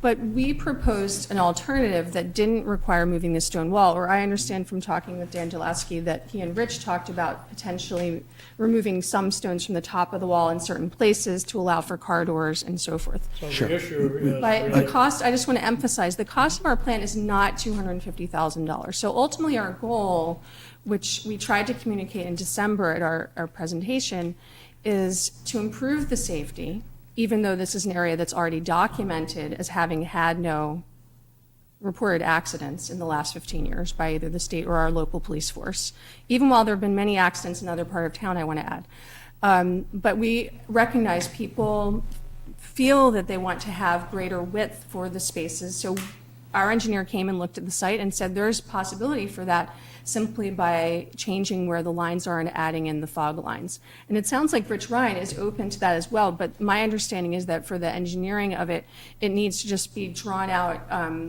to code so that it can be consistent with the other demands of the road. As you were saying, the lines are consistent with the curvature, but our engineer, who is licensed to do this sort of work, believes that simply by moving the lines with maybe some small amounts of stone removal would solve our problem, would meet the demands that Rich Ryan has specified, but at a very low cost. It won't be $250,000. Well, I mean, I was at the meeting when we discussed that, and we threw that idea out at the meeting, for at least that was from my perspective. And we looked at, how we would construct a stone wall in Concord, and that's what we would do. We wouldn't be removing specific stones to allow a car door to open in certain locations. We also talked to him about the plan that was provided and said that, from our perspective, we don't believe that that's accurate, and that you need to do a full survey and demonstrate that you can actually make the plan that was submitted to us work, because I don't believe it does work. So what was on there and what was shown, the dimensions are not consistent with the work that we did, that is to scale. So I know that plan's to scale. It's like, we worked off of the map that your group had produced. I just think the burden of proof is going to be on you. Well, I agree also, with, this but I isn't, think- this isn't a discussion between the two of you, so we could let us ask our questions. Sure. And Of course. not try to debate I do understand, but I'd like to make a clarifying point. in a minute. Thank you. So is it possible that a set of plans could be provided as the neighbors intend that might be satisfactory in an engineering sense to the town? Forget the cost. So you're saying, ask the question again, just so make sure I'm clear. If I understand the neighbors, they believe that when their engineer gets a chance to do this, whenever that is, that they would be able to come back with a plan that creates more parking spots, reduces the need to move stones, and would still provide an adequate number of parking spots at a reduced cost, not reduced. Yeah, prepared to our estimate, yeah. And that's. Is that possible? We said we're open to entertaining it. That. Possible. Yeah, I think it sounds reasonable, and that's what we said to Dan.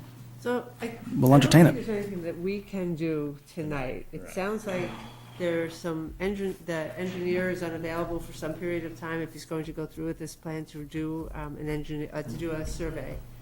The next step would be for the parties to talk to one another with the engineering designs and make sure you're on the same page about what's required, and then for you to be able to submit to the town what they're looking for. Yeah, I don't think that this board has to I'm do all in on this. favor of that, since I got the answer I got. The other answer could have been, no, I don't think it's possible to do that, and then let's just bring this for the neighbor's point of view, an unhappy conclusion. But if it's possible, and we don't have the financing for it anyway, it seems pretty easy to me, right? Not to the city.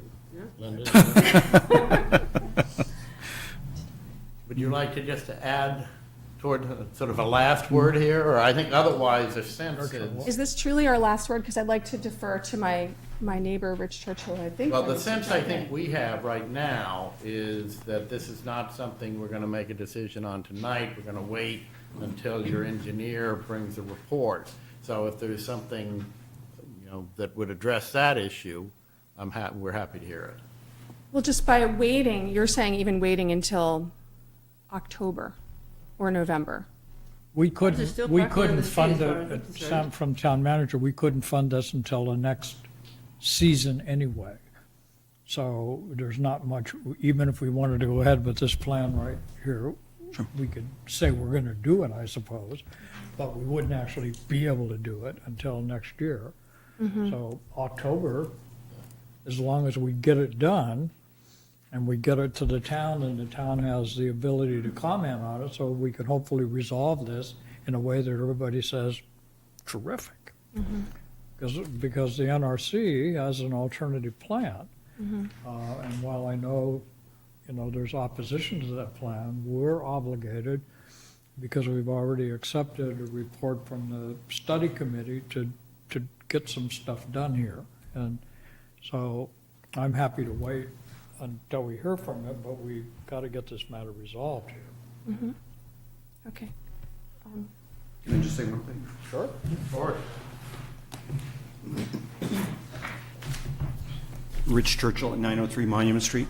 I don't want to say anything that's redundant to what Nora said, but I was at the meeting along with Peter Gifford, with Rich and Bill, and I just wanted to let the select board know that the point that Rich drove home to us was that our plan, because of the limited town finances to fund this kind of a project, that our marching orders were paint and dirt. So to the extent that through the use of fog lines or some regrading, we could accomplish and demonstrate that there were enough spaces that met the constraints that Rich and Bill provided to us, then we think that that's a reasonable plan. And our engineer, Dan Delaski, and Rich and Bill may disagree about the precise number of spaces, but our engineer is coming at it from the perspective that there's at least 12 spaces that can be accomplished, again, through paint and dirt. So in other words, de minimis expenditure on the part of the town. And again, to put this in context, based on our demand studies that we presented at our December hearing, 88% of the time, the usage of that on-street parking is 6 spaces or less.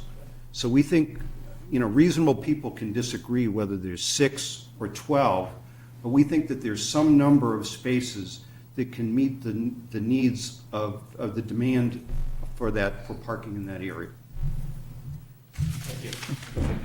We all hope you're right. We do. Peter Gifford, 1171 Monument. What's that? Sorry, I was just going to, before Bill leaves, I think it'd be helpful to know, since they're milling the road and then resurfacing and restriping, are you going to? Well, the goal would be to, orientation at all? we weren't planning at this point. I mean, ideally, if we had this plan in place prior to us milling the roadway, we definitely would consider it. But, I mean, ultimately, if we're talking paint and in dirt, I mean, we should be able to make it work even if we're done with construction with minimum impact to what we've done, so. Right. Sorry. Yeah. I just was curious, I think we thought that we could take off the top of the stone wall to allow a passenger car door to open in lieu of moving the wall, just to make sure the selectmen understand I what think the that- options Why were. don't you all, we don't need to Okay. worry about that You here. know more about stones than I do. And the only other, probably completely useless comment, but on Wednesday of last week, I was walking the trails out back there, and Delia will know where I'm talking about. If you take the trail that is the trail that everybody takes into Punk, but you take the one that goes down towards the pasture, Yep. and the barbed wire fence comes in on your right-hand side, and right at that point, the other trail goes back towards the base of Punkatasset Hill. Yep. Right in there, on Wednesday afternoon, it was fine. My wife took a walk on Friday of that same week, which was last week, and somebody, either on Wednesday night or Thursday night, had built a campfire Okay. Oh, really? in the field, right at that confluence. And the only reason why I bring it up is just my meager way of saying we really need to keep it on the street parking, because Well, it's on inboard the, it's on the parking. street now. Well, yeah, exactly, but I Got hope a we maintain campfire. it. Anyway. Thanks. Yeah, well, I guess then the sense of the board is that this is something that we'll readdress at the point of time when more information has been provided, and Yes, but we'll have a further. my only caveat is delays that get us out of the next season. I think our goal would be to make this We've the got next to, season. we've got to get this done Yeah. during, so we can get it in funding for the Town meeting. 2019 town meeting, so. Okay. Thanks. Thank you. Thank you. The next agenda item is the appoint temporary Concord Housing Authority member. Clear the room. I'm sure this has nothing to do with the Concord Housing Authority.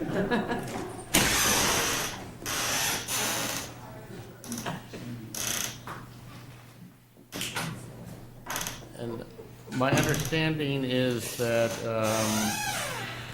there is not, the Concord Housing Authority has not provided us with the name. We do have some green cards here. Linda, you indicated that the process required a joint meeting. Is that correct? And That's correct. To fill a, because this is an elected position that needs to be filled, and it's currently vacant, an interim position needs to be appointed by a joint meeting between the Concord Housing Authority and each of their board members or commissioners and the select board members. And Carrie would need to verify the process, but that is the process, and the select board has gone through that process previously. So I was going to mention later when we talked about our committee liaison reports, the Concord Housing Authority is aware that, and I think their first step was to notify the select board that they had a vacancy, which they've done. And I think they were looking for some additional recommendations of individuals who might be willing to serve. But they may also be ready to move forward with a recommendation. I think they were just being open in case the board had some recommendation. So that's something I can help follow up with. So the idea that I think we just briefly mentioned was perhaps for our June 4th meeting, we could convene jointly at 6:30. Oh, okay. And see if we could get that business conducted, and then we could go about our regular business at 7. And I don't. Yeah. I would propose that, and perhaps we could hear back. And, Okay. but I think that would allow us to get. I would like to get this done. Yeah. So If you can report back to them that would be kind of our aim, and hopefully that would be agreeable to them. The board has copies of the recent green cards Right. in, today in the materials. So you kind of pointed out that this is not necessarily a green card. Well, it's not really, we don't really get green cards for it because it's an elective position. So if you go on the online green card, you can't even choose that one. So you'll see one of those that says the CHGC as their first choice. But in reality, you look back, what's my preference? Number one, Housing Authority. Yeah. So, also they can come to the office and go through the unappointed green cards that we have. We keep it the last 5 years. So there's probably someone that put Housing Authority. I mean, it is an option, but it's just not typically one the select board is involved in. So if you could relay that to, and I did forward to Marianne Nelson over at the Housing Authority the same green cards that you have as well. Right? Okay, good. So they'll have that too. Thank you. The Affordable Housing Funding Committee update. I had received, I guess it was mid last week, I had written to Todd that he requested to be able to make a presentation tonight. Both Andrew and I had asked him how long he thought it would be and what was the general topic. He had been traveling, so didn't get back to us until Thursday, I believe, when he requested 45 minutes to present. I wrote back to him that I felt that was too long a time given our agenda, and that if he could limit it to 15 minutes and present us perhaps with some written documentation, that might be preferable. He then, I guess, spoke with other committee members of his committee and has requested a half hour for June 4th. I think we'll have to see whether that amount of time, my preference is going to be that the presentation be limited and that the focus be more on some written information, and we can then digest that and have questions and material to ask him. But he's not going to be presenting tonight. So we can, Climate Action Advisory Board draft charge. Alice, you needed a little additional time. And so we are going to continue that until the June 4th meeting. And we'll have a copy of that before the meeting in order to review. So we now move to review and approve order of taking for Monson Road extension. There is a memo in our packet that it's necessary pursuant to Mass General Laws, Chapter 79 and Section 80, Chapter 82, that we shall sign an order within 120 days of the roadway acceptance. At the 2018 annual town meeting, Munson Road was accepted under Article 43, and this order finalizes the acquisition process, formalizing the extension of Munson Road as a public way. There was a 7-page document included in the packets. I don't know if anybody had any questions or comments regarding this. Pretty straightforward. Town engineer stated, in case you do have questions, but it's pretty standard. Town meeting again voted to accept the street. We just thought you were so fascinated by what we if we don't, I'm happy to receive a motion. Okay. We, the Select Board, by virtue of the provisions of the applicable general laws as amended and all other powers and enabling authority, adopt the order of taking dated May 4th, 2018. Second? Second. All in favor? Aye. Thank you all. And now we have the, which I thought was an interesting, notice of unique real property for Garreau land. There was a notice of, that in our packet of today that there's a draft notice of a unique real property vote that the Select Board needs to execute at their next meeting. There's also a purchase and sale agreement. Apparently, the unique aspect of the property, I'm never quite clear how. Yeah, it's a little strange, but typically, especially if towns are looking to acquire space for, say, for office space or something, you would issue a request for proposals, solicit bids from vendors that want to lease space for town operations or something like that.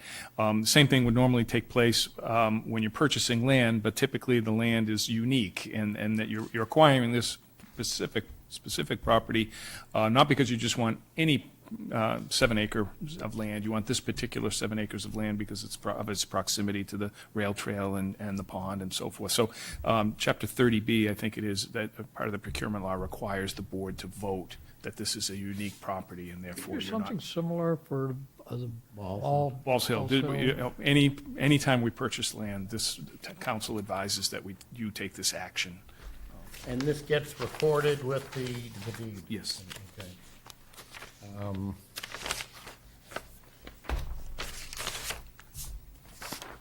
So could we just if we want to go ahead with it, we just move for an affirmative vote on the attached motion? Yeah, for that motion, the board has all copies of it, and you just have to read that into the record for it. You have to read it into the. Yeah, I confirmed that with Kate Hodges. You want to do the honor? Sure. I move that we approve the motion on the recording of a vote of the Concord Select Board, May 21st, 2018, at a duly called public meeting of the Concord Select Board. On May 21st, 2018, the board voted as follows: that the board has determined that advertising under General Laws, Chapter 30B, for the town's acquisition of the following parcel of real property will not benefit the governmental body's interest due to the unique qualities of the property. The land with the buildings thereon, commonly known as 369, 37B, and 37Y Commonwealth Avenue, Concord, Middlesex County, Massachusetts, containing 7 acres of land, more or less collectively called the property. The property is shown on the town of Concord's assessor's maps, parcel number 2157, 2158, and 2159. Specifically, the property consists of open space that has access to Warner's Pond. Portions of the property may be used as a town beach, and other portions could be used for other recreational opportunities. The town's acquisition of the property is consistent with the 2017 Open Space and Recreation Plan because it would increase access to active recreation and waterfront opportunities in West Concord. The existing home on the property may also be redeveloped for affordable housing. Have a second? Second. All those in favor? Aye. Thank you very much. And now, discussion, the town manager's contract extension. I believe the copy of that was Sent out by Andrew. sent out, and it is a one-year contract that is consistent with the prior contract, except for a increase of 5% in his salary, and I believe that was the major. It's been reviewed by town council, so I would entertain a motion on that. I move to approve the town manager contract extension as drafted. Second. All those in favor? Aye. Aye, thank you. So can I just announce, I appreciate the board extending my contract for another year. My contract expires June 30th of this year, and it would be my intention to retire next June 30th upon the expiration of this one-year contract. So I appreciate the board's granting of one more We're year. somewhat aware of that coming, and we'll sorry to see you go. It's been a long, sweet journey. Thank you, Tom, very much. But next year at this time, you might be Not over. saying Yes. something different. Well, maybe a year from now, we'll be extending the contract yet again. Well, perhaps not. I was hoping to Thank you. cross out that 1 year and slip in slip a in few, 3. yeah. Thank you very much. It's been an honor. Okay, we now have a warrant for the June 12th special municipal election. Yep, so you already did the, approve the ballot at the last meeting, so all you have to do is just sign it. It's the, And we did. all right. That's all we just need to note, that we've signed. And, okay, we now are ready for public comments. Yes, please.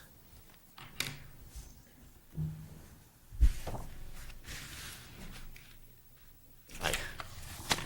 I'm getting used to this drill. Good evening. Carlin Reed, 83 Wits End. I'm a member of the PEG Access Advisory Committee, and I'm pleased to announce that today we reached a quorum.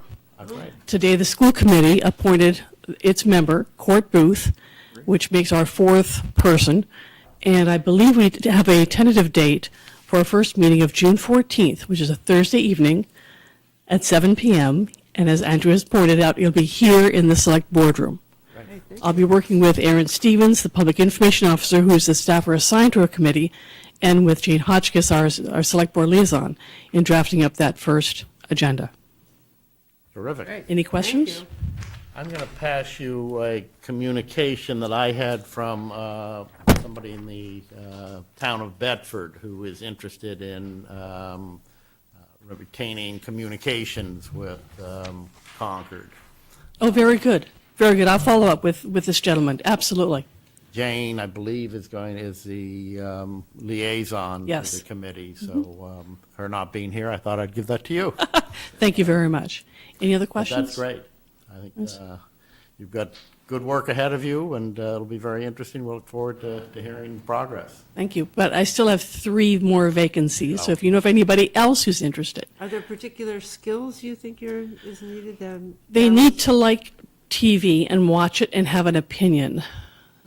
And that's a the pretty broad prime- set of skills. There Well, must be at this somebody out point, in our listening world. And be over the age of 17, right?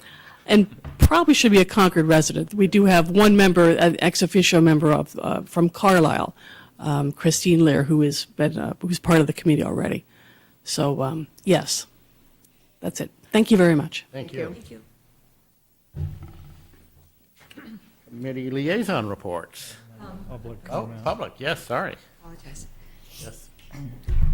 Diane Proctor, 57 Sudbury Road. At the last meeting, when the June 12th vote came through for the ballot, I spoke about the fact that the Legal voters would perhaps have another First Friday.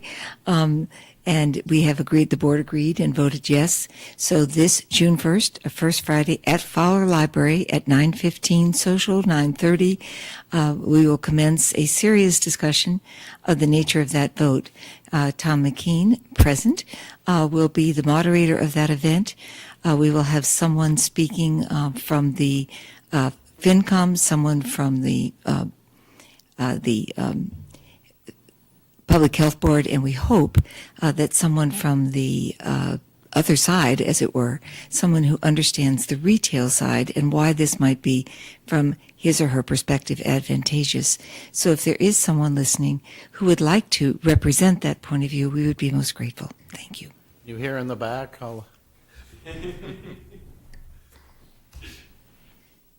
sorry, you said that's at the Fowler, right?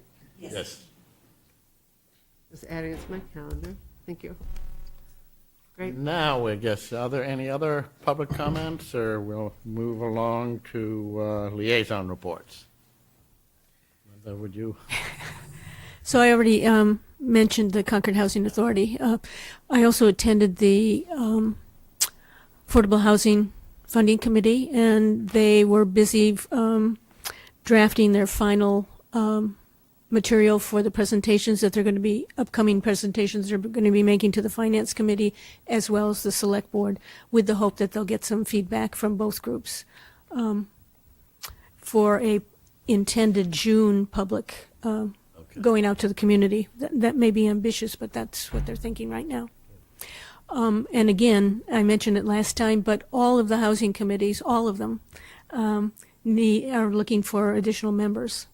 So if anyone interested, whether you're an architect, lawyer, just a member of the community interested in affordable housing, or just generally supportive of what we're trying to get accomplished in Concord, this is a great opportunity to participate. Do we reach out to things like, say, any of the real estate companies, brokers and that type? We do, and I think in general, many of these committees are tilted in that direction, so it would be good to have a broader cross-section of people to join. Right. Mike? Yes, I attended and chaired the Financial Audit Advisory Committee meeting. Major agenda item was just to meet with the auditors to see about the schedule that was upcoming, and I think some concern. We had a little bit of delay in getting some actuarial information this last year, which slowed us up a little bit and brought that to our attention. And then the other item of debate was in our charge. It talks about this an advisory role with respect to picking the town auditor, and one of our members has brought to our attention the fact that that role, it's the town manager who appoints the auditor and gets recommendations and the like, but one of our members is bringing to our attention the fact that many towns have shifted that in the interest of openness, that the town manager is essentially the person, the organization being audited, and perhaps another body ought to be doing that. So we've had that discussion, and we need to check with legal counsel to whether in fact it might actually require a change in the town charter, and so we have to get that information and come back. It's not something necessarily the committee's going to do, but it's something we are talking about. I attended the municipal light plant had an evening meeting in an attempt to sort of broaden the input it got from citizens. I'd say there were maybe 30-some people there, maybe a little bit off, but that's about right. It was a good discussion. There was a presentation by the chairman of the board, and then there were questions from the audience, and there were lots of good, interesting questions. And as somebody who's not real knowledgeable about this, what comes across is this is complicated, and it's complex, and it's changing. And so I think a light plant should be applauded for having that evening meeting to get some additional perspective from the town. It was an interesting meeting.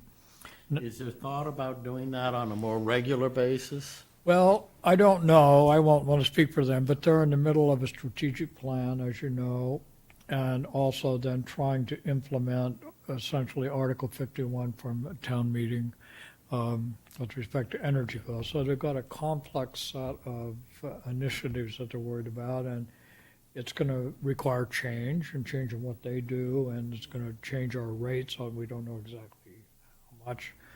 So the thinking is just more output from, or more engagement from them to try to make sure that the town is informed as possible. So I don't know, wouldn't surprise me, and would probably be a good thing.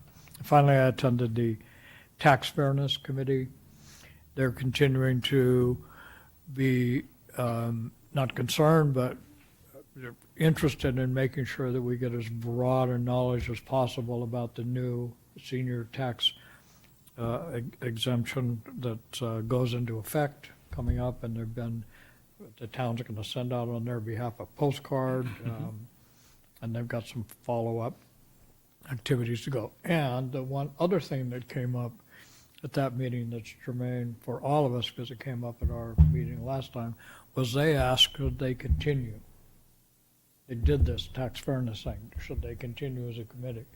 And I told them that we had discussed, taking a broader brush look at committees about overlap and the like. So I told them that was a good question, and they should be thinking about it and be prepared to respond sometime in the future. So that's the meetings I attended.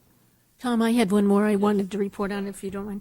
I did attend the ZBA meeting, and as we know, the application for Cafe Nero was approved. Alice?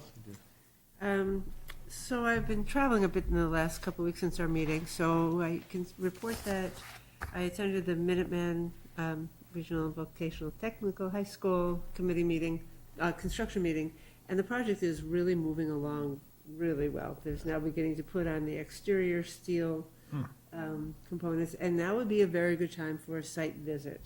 So if this board is interested in going to see the current level of construction, I think that this would be a good time to go for a site visit.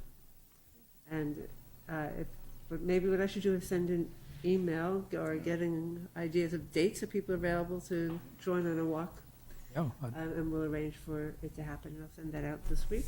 Good. See if we can find a time to go for a site visit. It's quite impressive. They're on budget and on time. On budget, on time, and safe. Yeah. And I believe just got some additional funding from the state. That was There not was- discussed, additional okay. funding? Yeah. They received, there was something I read somewhere, fairly pretty sizable. It was Additional funding, not as part of the original project agreement? that's what I kind of understood. I think there was, for the chair's breakfast, Carrie Flood sent me an email. And I read it at that, and obviously did not That's good. memorize exactly what I said, but that was my understanding, so. I'm unaware. Okay. I had attended the dog park feasibility study, and as Chris mentioned, they're having their public hearing tomorrow night, and the discussion primarily was on how to publicize it, what information was going to be provided, how the hearing would go, and so it'll be interesting to see how many people do show up for it, but. 7 o'clock and where? 7 o'clock in the hearing room. Okay, I guess we are. I have one more I should Yes. probably mention. I think several of us were there this evening. This was the presentations of the preservation awards for some pretty phenomenal historic renovations of properties.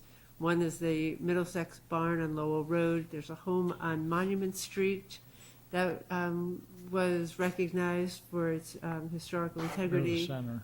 A home, I'm sorry? Right near the center, 50 monuments. Yeah, that's it. Not sure. 50. Yeah. What do you remember from the other? The Hawthorne Inn. The Hawthorne Inn, for historic renovation of an old inn and using materials from other barns in the neighborhood.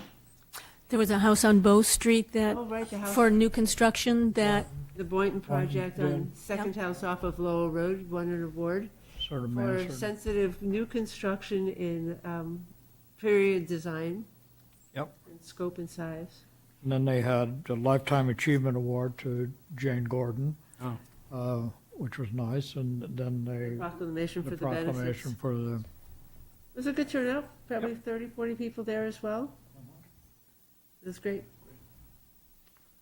Not televised. It was not televised. it was in downstairs at Fowler Library. Yeah. I don't recall seeing any. I remember. Also, you know, who got an award was the company who did the toy store. Oh, yeah. The builder, designer of the toy store renovations, I talked with afterwards about the difficulties of renovating a very old building and making it meet modern code. So it's now code compliant for handicap accessibility, for universal access. It's code compliant for fire protection, and he surmises it's probably one of the only buildings on Main Street that meets that code. But you easy don't see location any, to do. but you don't see it. And I think what they got the award, part of it was, but you don't see that as kind of visible. They somehow did it. It looks historic still. And it had very poor electrical systems before, so all new electrical capacity. When that gets up and running, it'll be a great relief and big benefit. So. Miscellaneous correspondence. I say the only thing I had, I did get an email from a fellow by the name of Jim Shea, who is with the Bedford PEG, and they are contemplating taking the town taking over the CCTV, the television, local TV, and we're interested in trying to sort of coordinate work with Concord, so pass that along. And I believe we did get a letter from regarding the dog park issue. I think some concern that one of the options might be having to impound the dog and euthanize Not it. the dog park. I'm sorry, the hearing issue, yes. And there was concern about that, so, but those were the communications that I received, so. So I did receive a recommendation from a citizen who I also met with, who saw that the town had offered on 2 occasions so far training for boards and committees. And this is from Jane Wells, she attended a training at the high school that she thought was superb, and it ought to be sponsored by the town in coordination with maybe the adult ed program, and it's part of our training. It was called Conversations on a Civil Society, Agreeing to Disagree, and it's how you manage conflict in public meetings, and of course we've had a few of those that we've experienced in the last year, which she thought she wanted us to be aware of how good this training was and see whether the town would also co-sponsor or bring this back again, because this whole conversation on civil discourse is a useful time and place to do that. Diane Proctor, 57 Sudbury Road. The League is very much interested in this, will enjoy co-sponsoring this or try sponsoring this with the folks that did it so very successfully at the high school. And it's something that is on our agenda for next year, and we would really appreciate being involved in that and supporting whatever efforts the town undertakes. Great. Let's jump on that. Yeah, sounds like a very good idea. Okay, now we go to committee nominations. So I can nominate Yanis Tsitsis, if I pronounce that right, Tsitsis, of 33 Brook Trail Road to the Concord Housing Development Corporation. We also have 2 others for the library committee, Dennis Fiore and Pat Nelson. I do not have, they were in the enviable position of having 2 positions available, and I think they had 12 green cards. So they came up with, felt that those 2 would be very good additions. Board of Registrars, one that Oh. Had to. Yes. Let me find, that just came in, right? That to the Wendy Ann McNally of 178 Westford Road for a term of a Library committee? Board of Registrars. Registrars. From April 1, 2018 to March 31st, 2021.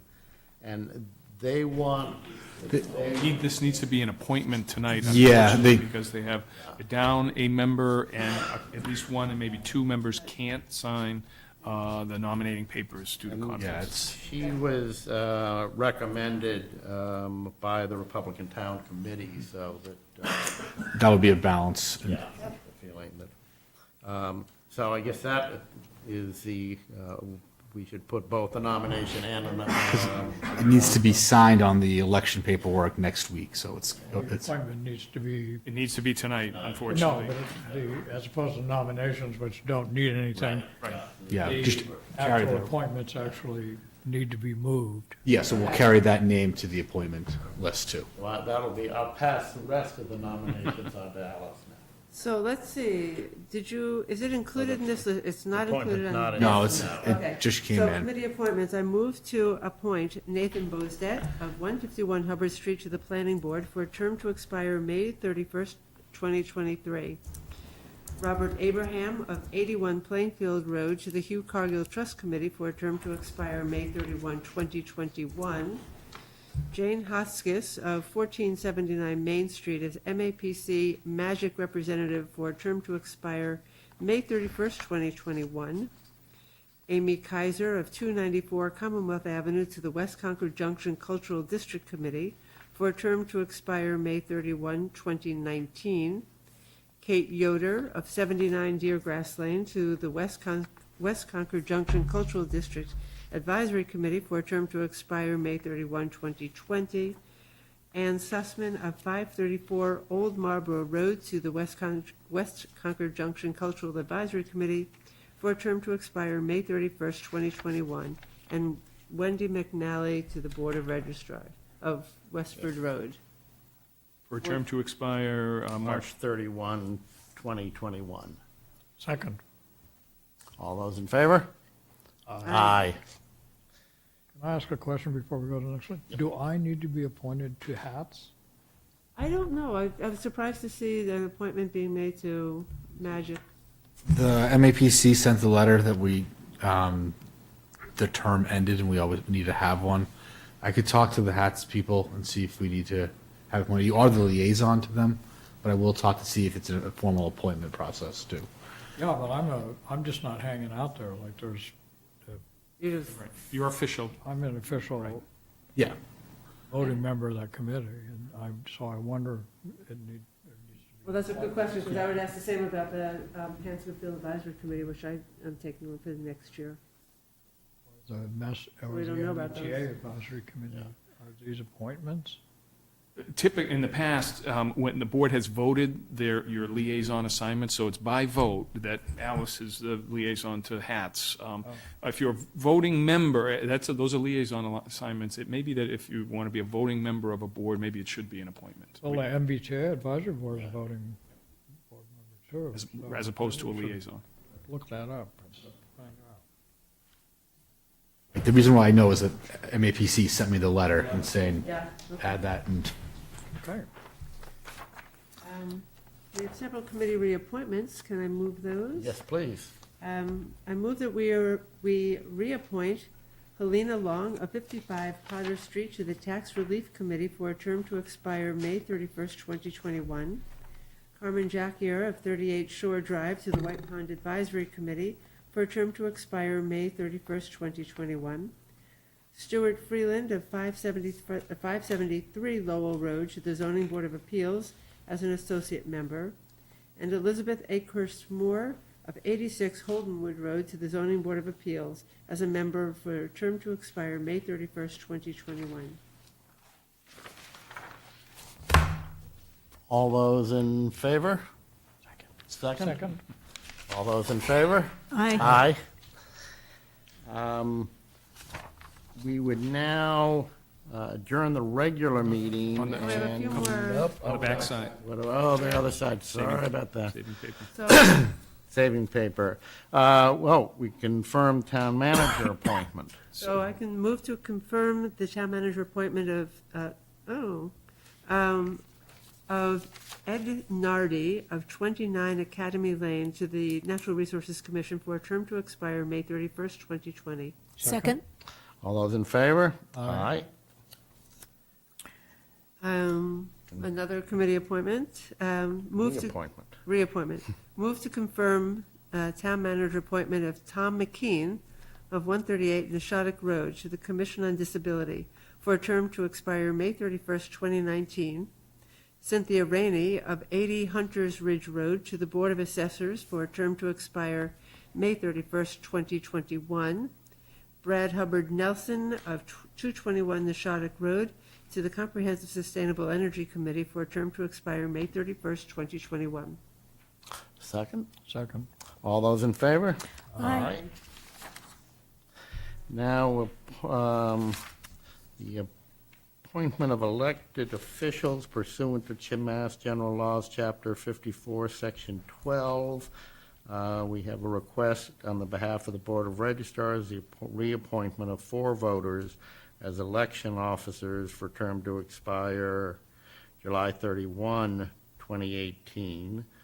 Maureen Belt of Lincoln, Cassette Dunn of 131 Ministerial Drive, William Miles of 68 Commonwealth Avenue, apartment 219, and Rosetta Moreau of 1990 Main Street.